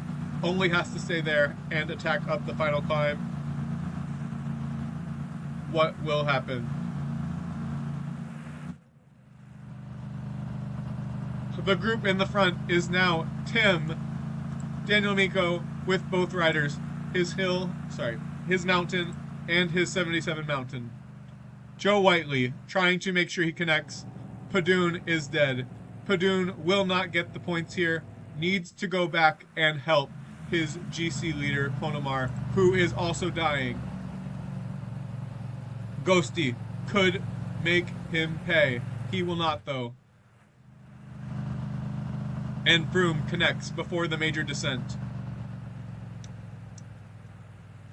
it's difficult to watch someone's chances fall apart right ahead of you, but I think that's what's happening for A Gap here.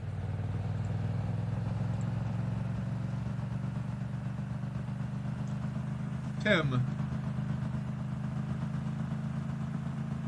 still with a potential chance. Let's see the gaps, but he won't pick up the 16 minutes. He needs to play for the stage and for Zimmerman, who has no domestiques and no one to drop to him.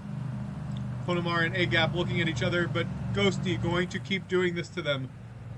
What a great play by Ghosty to attack before the descent, as the other two will look at each other.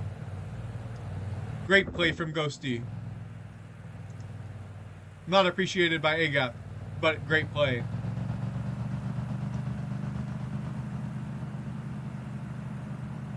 "50 kilometers to go in this tour semifinal." Again, Joe Whiteley and Leo Philandri were in their driver's seats heading into the stage, and they look to still be, even though they're in challenging positions here. Daniel Miko was the one on the bubble. He now also looks like he has a stranglehold on that third qualifying position. Let's see if Ghosty, Tim, or A Gap can pull something out. It's unlikely here, but Tim has a shot at the front, and Ghosty, with strong riders behind, could make a difference.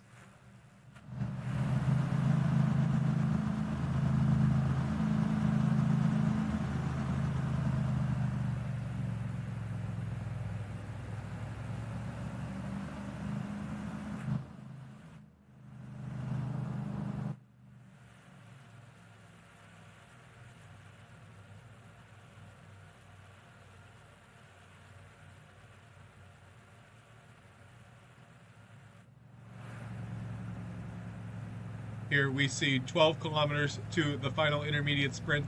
Shouldn't make a difference on the standings here if we take a look. Froome may be looking for points as well. The only one in this front group who has any points. And we look to be joined by our IMA friends shortly.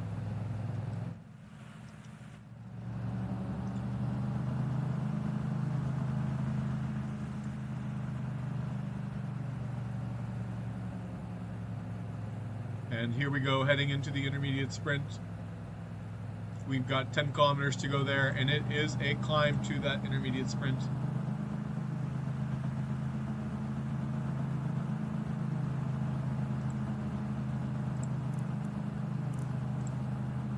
And we are joined by our friends.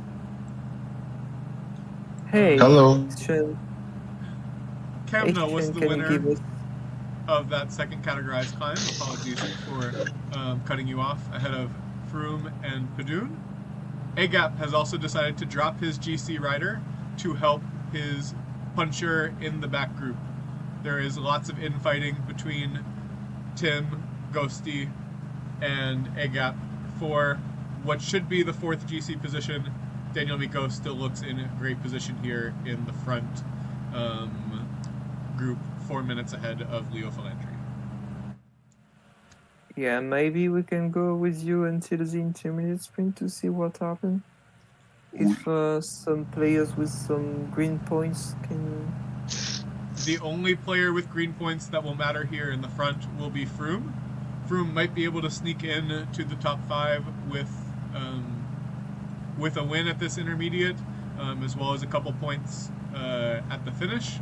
But I still think Daniel McClay is going to take Joe's GC points, or Joe's IS points as well. So I'm not sure there's much matter for him, for Joe. Okay, no problem. We will go back to Group B to watch what will happen in the Col de Louise round. Absolutely. And Froome has stopped as well. What is Joe's plan here? He realizes he's not going for the points.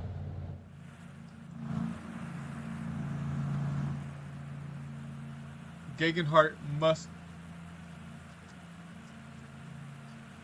be starting to falter. What is happening on GC? What is the plan? Joe has stopped completely. This could be disaster. Froome now protecting Gegenhardt. Ponemar protected by Padun. Schachmann protected by Buchmann. Oh, and 3 out in front. It's Kamna following Cepeda and Gebrselassie. The GC is now all over the place.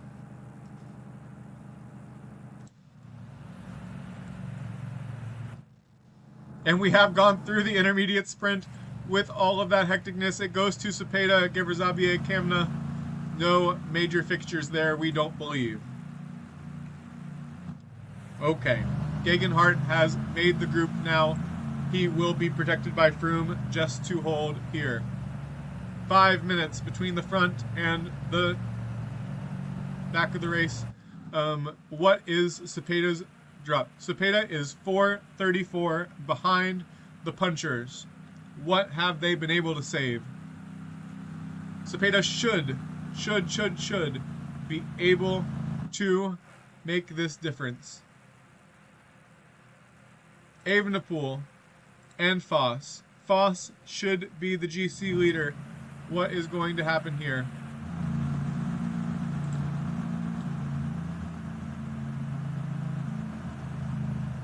Gegenhardt needs to beat these riders by a significant amount on this climb, though. 2 minutes. Joe can't wait. There we go. The attack from Joe with 20 kilometers to go in this group. Gegenhardt needs the time. He can't just wait.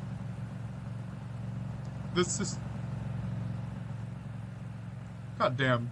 The Sestriere is 9.7 kilometers with sections up to 12%. He needs to gain the time over these punchers. Schachmann, a fake attack from Steinhauser. Padun now leading Ponemar up. What will this be? What an interesting stage, folks. I hope you have been enjoying this. Leo Falandri now with only 2:30 between himself and the front. Foss in great position, potentially over Kamna, Cepeda, and Gebrselassie based on the energy levels. And Joe, again, is 40 seconds in front of the other group. Does he have enough energy to make it?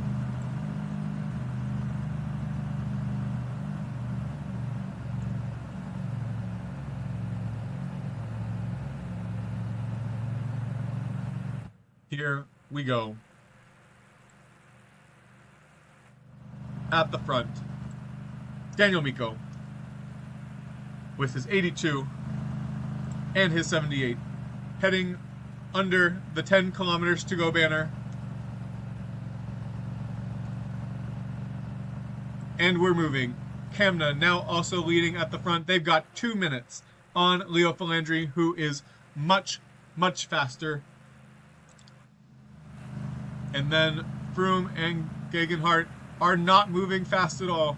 Joe's GC might be in danger here in a way we didn't realize. It's 3 year. Hey Sean, can you give some information? It looks like you're close from the finish line. Absolutely. We are at the start of the final climb here. Joe has also dropped back. Leo Falandri is now the GC favorite, only 2 minutes behind Daniel Miko on the climb and coming fast. The interesting bit is I think we assumed Joe Whiteley would be in great GC position. His rider Gegenhardt is now still with all of the punchers from the previous stage and is 2 minutes behind them in GC originally. He has to beat these riders by 2 minutes here on this final climb, or he will not move through, I do not believe. So that's the situation we have, where this group is playing cat and mouse, but 5 kilometers to go, it looks like, and Cepeda and Kamna and Gebrselassie will fight for the win if Foss cannot carry the gap. And Tobias Foss looks alone in this climb as Evenepoel is dead, and now we saw that Agap is going out with his hill rider. team also, and Joe will do Yeah. both. And Yeah, Joe, it's he's Miko, Joe, And Joe is attacking now with Tage Gennard and Christopher Froome. In front, we will see what will happen in the final. In the final 2.5 kilometers, we'll let you, Sean, finish to commentate your race. absolutely. We've got 2 kilometers to go. Kamna is, of course, the strongest, with Cepeda being the GC protected rider here. Tim with a great stage, 1.5 kilometers to go, as he now attacks for the victory and the final KOM points. Tim, who had 0 points heading into the stage, with a great stage here and the victory. yeah, goes to Gebrselassie, team. And Gebrselassie will finish second in front of Cepeda. So Daniel Miko is going through. Daniel Miko should Certainly. absolutely be going through here. Foss is the next rider. Let's see. Let's see, because I mean, team will win the GC classification. Yeah, but Daniel Miko will do second in GC classification. Okay, so then So it's pretty in. And now it's Joe look at Whiteley the might be gaps. a bit in difficulty. The Yeah, gap it is. He's As Gap will finish in front of him in overall classification. he will. yeah, Agap he's going will to. beat Joe in the GC.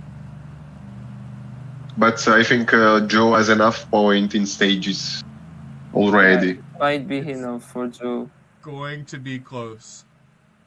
So logically, we will have for sure Leo Falendri, Daniel Miko in World Cup final in two, with Absolutely. an option with 90% sure Look at the Joe gaps. Whiteley.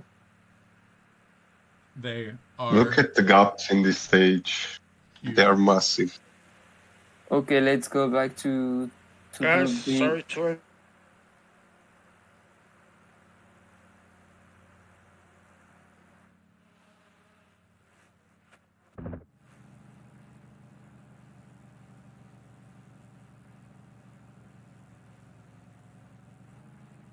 And folks, we await the final results here. We will stay here on this stream until we have the final results for Group A.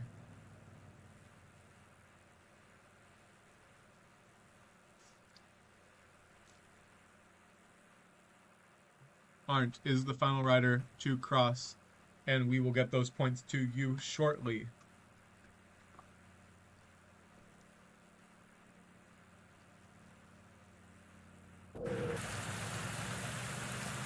Let's look at the results. Kemna with the stage victory. Thank you to our friends for putting those in. In the GC,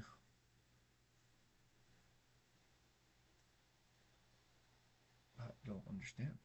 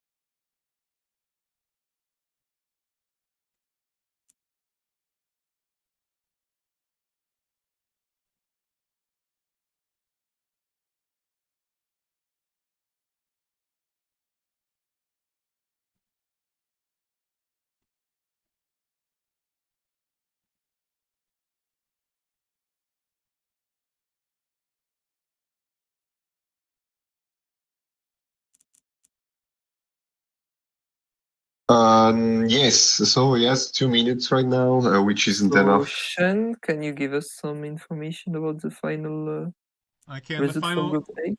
The final GC in Group A, Leo Philandri wins the GC overall. Daniel Miko in second.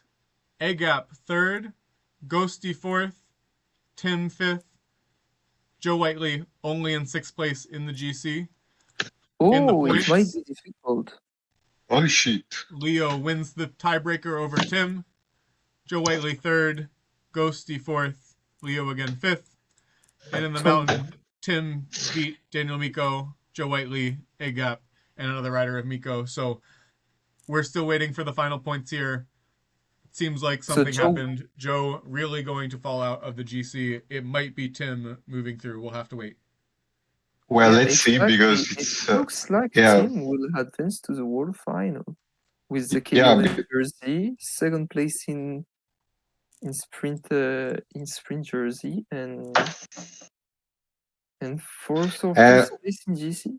we have classification of group. Yeah, we have classification of group A. Can I actually communicate it? Yes, Yeah, you can. please. Please follow. Okay, so Leo Falandri wins the group to 237 points. Second place for Daniel Miko, 165 points. And third place for Tim.